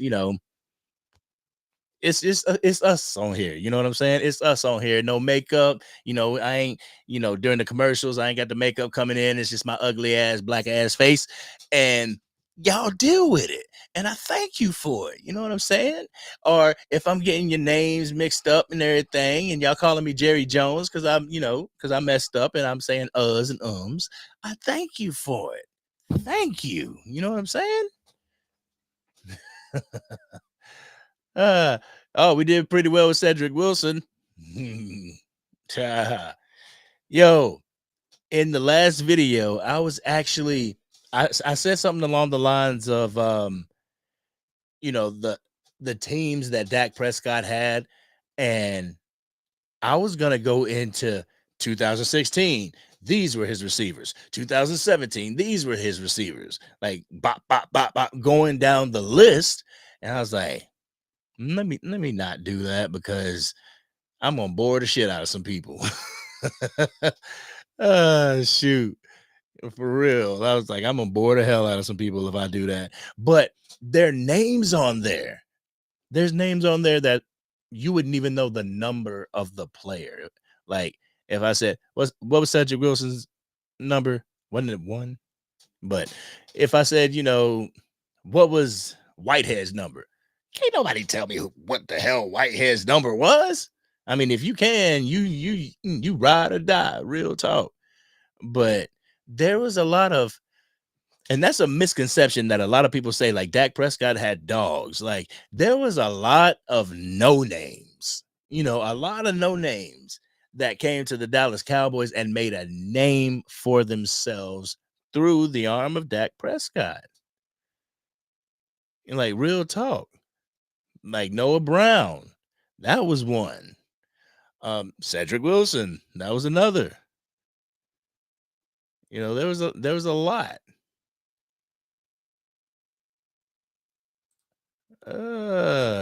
Any Angry Cowboys fan, you're original. It's all joy listening. Yo, I appreciate you. I appreciate you. Like I said, I appreciate every single one of y'all. And if you're down with Angry Cowboys fan, Give me a hell yeah. just give me a hell yeah real quick. Just give me a hell yeah. Feed my ego. Nah, I'm fucking with y'all. I'm messing with y'all. Yeah, I mean, Michael Gallup. I remember that season with Michael Gallup and Amari Cooper. They both had over 1,000 yards. And I felt like that might have been the season that we could have made some noise. But unfortunately, Dak Prescott screwed up with the 49ers and threw a couple picks, and we lost the game by 6. But hey, revision is history. You know what I'm saying? Sucks. Yeah, see, Purple Soul, Lucky Whitehead. Like I had them all named out. Do I still got that? Let me see. Or did I erase it? Let me see. I had them all written down. I was gonna spout them out. I think I erased it. Damn it. Yeah, I did.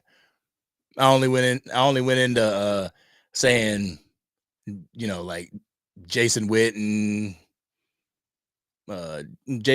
Cole Beasley, Dez Bryant, Terrence Williams, Bryce Butler, Lucky Whitehead. Those are some of the names that Dak Prescott has had to throw to. And as much as people want to put all of this praise and adulations on Brandon Cooks, your man Brandon Cooks ain't even been a Pro Bowler. He's never been a Pro Bowler in his 10 years of being in the league. Has never been a Pro Bowler. But all of a sudden, when he's with Dak Prescott, he's supposed to be this all pro, world beating wide receiver. No, that shit ain't happening. Oh, shoot. Nisi says Lucky Whitehead was the master at the jet sweep. Boy, you see that jet sweep that CD Lamb tried doing? They stuffed that shit. It was like, we ain't having that jet sweep. Nope. Mike Fitzgerald. Dak is elite, yet nobody would trade a one-legged punter for him. It's such a joke. You're gonna make me pull out my Dak hat, man. Not my Dak hat, but I'm gonna have to go and defend Dak Prescott. You hear what he's saying to you? You hear how he talking to you, Dak? You hear how he talking to you? Come on now. Like, yo, Mike Fitzgerald. What's the issue with Dak Prescott? Real talk. What's the issue? This is something that I want to talk about on the Facts Over Feelings podcast because I want your facts. I don't want your feelings. I want your facts. What's the issue with Dak Prescott? Real talk. You know what I'm saying? What is your issue with Dak Prescott? Because honestly, there are issues with Dak Prescott, but I don't believe they're the end-all be-all issues to where you say kick him off the damn team. Because if you believe that this team is just a quarterback away, where my button at? Where my button at? You're obviously delusional. There you go, Micah. There you go. Took the words right out of my mouth, Micah. Say it again. You're obviously delusional. I got the buttons on deck, y'all. But for real, man, I just don't see all the hatred for Dak Prescott. And I believe the hatred comes from a place because he hasn't gotten us to where you want him to get us, where we want him to get us. He hasn't gotten us there in the time he's been here. So he automatically sucks. Even though do I have a button for that? So you can think what you want to think, but the numbers suggest that you're wrong. There you go. Dominic Foxworth. The numbers would suggest that you are wrong. The stats, not from this year, because yes, he sucked this year. Yes, he sucked this year. But the past numbers, the numbers would suggest that you're wrong. Dak plays like ass. He had never once stepped up in a money game. I beg to differ. I beg to differ because the Green Bay Packers playoff game, not the one where we got boat raced at home, but the one where it took Aaron Rodgers to throw a dime with a toe-dragging catch to his tight end to be in field goal range in order to win the game. Dak Prescott set the team up with a lead in that situation. Set him up with the lead, and your defense blew it. So he has actually performed in money games, in money situations. He has. Has he performed as well as we would like him to perform? Or has he won as many games as we would had liked for him to win? No, he hasn't. No, he hasn't at all. But I believe that we have not seen this man's ceiling. We've seen his floor. We've seen his floor, but I don't believe we've seen his ceiling. And 2-5 in the postseason are numbers that don't lie. And that's the only numbers you can say. You know what I'm saying? That's the only stat you can say. A team stat you attribute to the quarterback. So let me guess, whatever Cooper Rush does in these games, that's going to be Dak's fault too, right? Because at the end of the day, our record is going to be our record. Even though Dak didn't play, our record is going to be our record. Is that going to fall on Dak Prescott too? 2-5 in the playoffs? Yeah. Look at it this way. He done gave you 7 shots at a title. 7 shots. I remember there was a time where the Dallas Cowboys would go to the playoffs, miss the playoffs, go to the playoffs, miss 2 playoffs, go to the playoffs, miss another playoff. For the past, 9 years that Dak has been here, we missed the playoffs. This will be, the third time going into this year will be the third time we missed the playoffs. 1 year, Dak season into injury.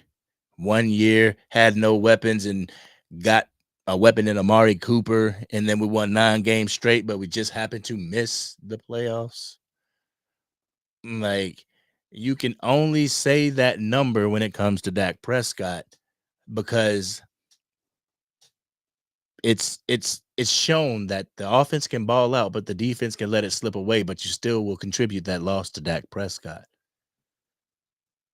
So it's damned if you do, damned if you don't. The only way that Dak Prescott will get credit for it is if he wins those, if the team wins those playoffs games and go to a Super Bowl and win. I'm sorry, but there are quarterbacks in history that were great quarterbacks that did not win a Super Bowl.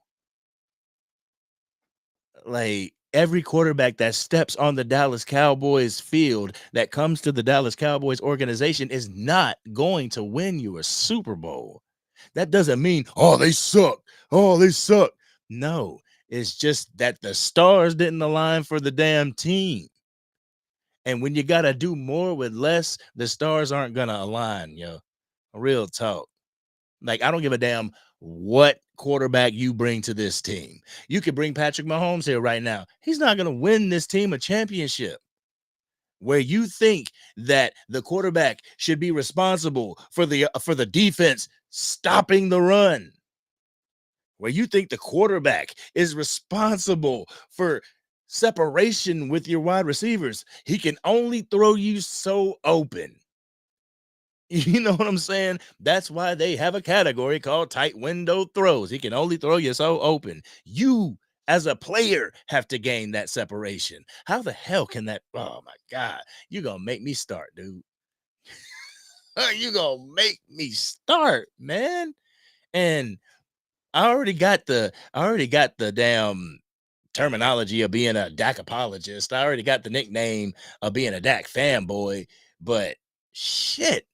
It's statements like this that make me have to come out of hibernation and defend Dak Prescott. Like, because obviously, if you are taking a team record and attributing it only to one person, you don't know football. Or you have never played, or you haven't played on a team. Because that's not the 2-5 is not a Dak Prescott record. It is a team record. The 12-5 is not a Dak Prescott record. It's a Dallas Cowboy team record. I bet everybody's wins and losses during that time as a Dallas Cowboy, if they're still on the team, as long as Dak Prescott's been on this team, I bet they're the same numbers. I bet they're the same 2-5. Like, it's not just Dak Prescott, my dude. It's not just Dak Prescott. And if you think that this organization is just a quarterback away from a Super Bowl, then you are highly mistaken. And You're obviously delusional. damn, I done pressed that button 3 times. I miss Andrew Luck, Rico. He was a quarterback. He was a quarterback's quarterback, real talk. That man would get mangled in the pocket. They wouldn't call shit for him, but he still stood there. He still stood there, took those hits, was accurate with his passing. I miss Andrew Luck. Real talk. Man. Purple Soul, I hate to, you right. You're right. Angry is pointless arguing with some Dak haters. They know the organization hasn't won a Super Bowl in 30 years, but they're going to blame that on Dak. People say that 2-5 record as if we were winning Super Bowls before Dak Prescott was even drafted to this team. Newsflash, we wasn't. We wasn't winning Super Bowls at that point in time. We wasn't winning Super Bowl. The last time we won a Super Bowl was what, 1995. So you're going to blame all that on Dak? There's been one constant since 1995. Well, two constants if you want to count his son. But Jerry Jones has been with this organization for that long. Not one coach, not one player is playing since 1995.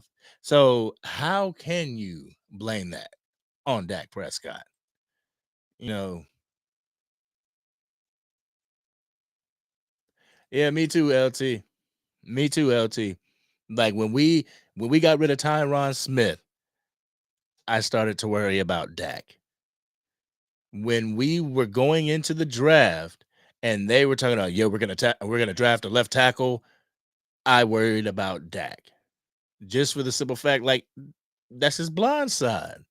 He needs somebody that he knows that can hold up that side at least for 3.5 seconds so he can get something off. Like, even though Tyron Smith, he didn't practice, he pretty much showed up for games and team meetings, he could find solace in the fact that if Tyron Smith was healthy, I ain't got to worry about my backside. He got me. So we got a rookie going in, and I'm like, man, I hope Dak is good. I hope he can extend the plays. And then on top of that, you get rid of Tyler Biadasz, and now you have Cooper Beebe as the center, a rookie center. Now I'm like, damn, and a regressing Terrence Steele. I'm like, oh my God, Dak's gonna have to run for his life. He's gonna have to run for his life this game. But Mike Fitzgerald would say, you got to take that on the chin, and you got to lift your offensive line up. You got to take the fact that you don't have a running game on the chin, and you got to start running the ball. Like, damn, I'm sorry, but as a coach, I don't want my quarterback running the ball. I don't want that. Because he runs the ball, you end up with season-ending injuries. All right. If you need 5 problem linemen and a top rusher and 2 Hall of Fame receivers to win, then why pay $60 million per year for a mediocre 4th round quarterback? Why are you worried about this man's money? Why are you worried about $60 million? You paying him? Hey, did you have to take out a loan to pay this man $60 million a year? No, you didn't. So, like, that's like saying, why does Jalen Hurts need AJ Brown? Why does Jalen Hurts need Devontae Smith? Why does he need Saquon Barkley? Why did they have to go out and get him during free agency? He doesn't need him. He can just put the team on his shoulders and send them to a Super Bowl. That's not reality. And the fact that this man is getting paid $60 million is a true testament to the fact that the salary cap is growing. And when the salary cap grows, the market grows. People ain't going to just stay at $20 million when the salary cap is over $250 million. Nobody's going to do that. And they deserve every amount of money that they go after. If the owner of the damn team signed that contract, then they deserve that money. Real talk. Like, why is it such a fixation for people to sit there and complain about something they can't control? Like, your Mike Fitzgerald, your viewing experience is going to be worse than mine. Your fandom for this team is going to be a worse experience than mine because of your outlook, because of your gripe with something that you can't change.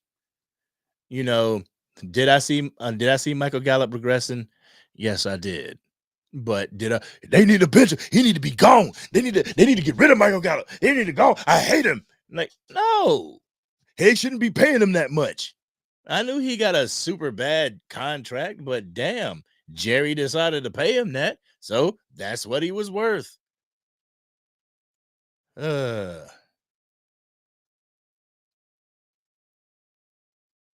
I just don't get it.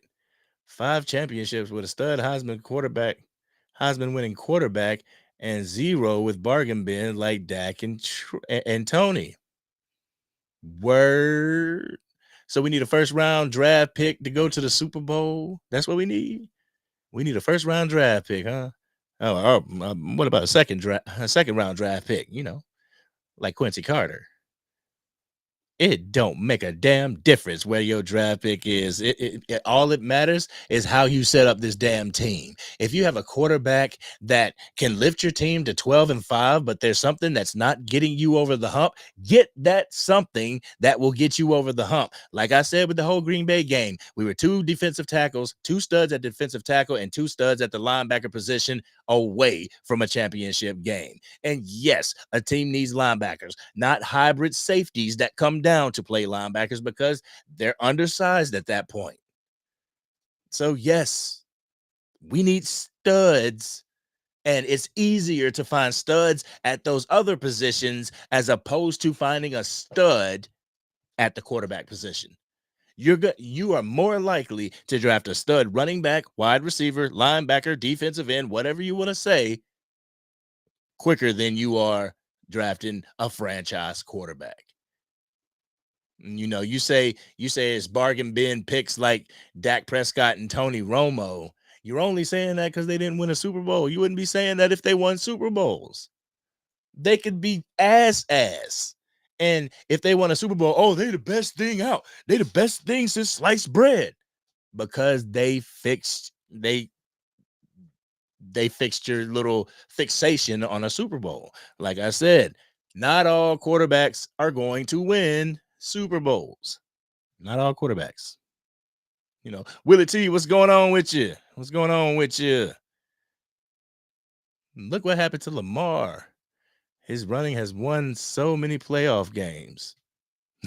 Thanks, Prince. Oh, man. Like, yo, Heisman Trophy. He ain't won a Super Bowl. And I don't want to hear this shit about getting it to the AFC Championship. I don't want to hear that. We don't give participation awards out for making it to an NFC or an AFC championship game. You don't get a bronze medal. You don't get a silver medal. This isn't the Olympics. This is the NFL, where it's only one trophy, where you get your banner hung in the rafters for winning a Super Bowl. You don't get your banner hung in the rafter, or you shouldn't, by being a runner-up. Second sucks in the NFL. Real talk. I can't watch the games at this point. Fortunately, okay. Guadalajara. All right. But I mean, if that's the case, I'm going to ask you this. I'm going to be real. And if that's the case, are you a fan? Real talk. Are you a fan of the Dallas Cowboys? Are you just a fan of the Dallas Cowboys when they're winning? You were just a fan of the Cowboys in the 90s. Any other time, fuck them, right? Nah, I can't rock like that. It's DC for life over here. It's DC for life when we 0-17 or when we 17-0. You know what I'm saying? That's why TB12 won 7. What he says, what we need is front office to let coaches do their job and stay out of the way. Exactly. That's one thing that would help this team. That's one thing that would put this team in the right direction, is for Jerry to get the hell out of the way and let Mike McCarthy coach. And people want to talk about Mike McCarthy letting go of Kellen Moore. Oh, Mike McCarthy let go of Kellen Moore, and he's doing the same thing. Like I said earlier, I'm not going to let you drive and wreck my car. I can drive and wreck my own damn car. So I understand why Mike McCarthy let go of Kellen Moore. I'm going to be the reason why I get fired. Not you, me. And if I'm going into the last couple years of my contract, I want to be calling the plays. I want who I want on my coaching staff. And that's what happened.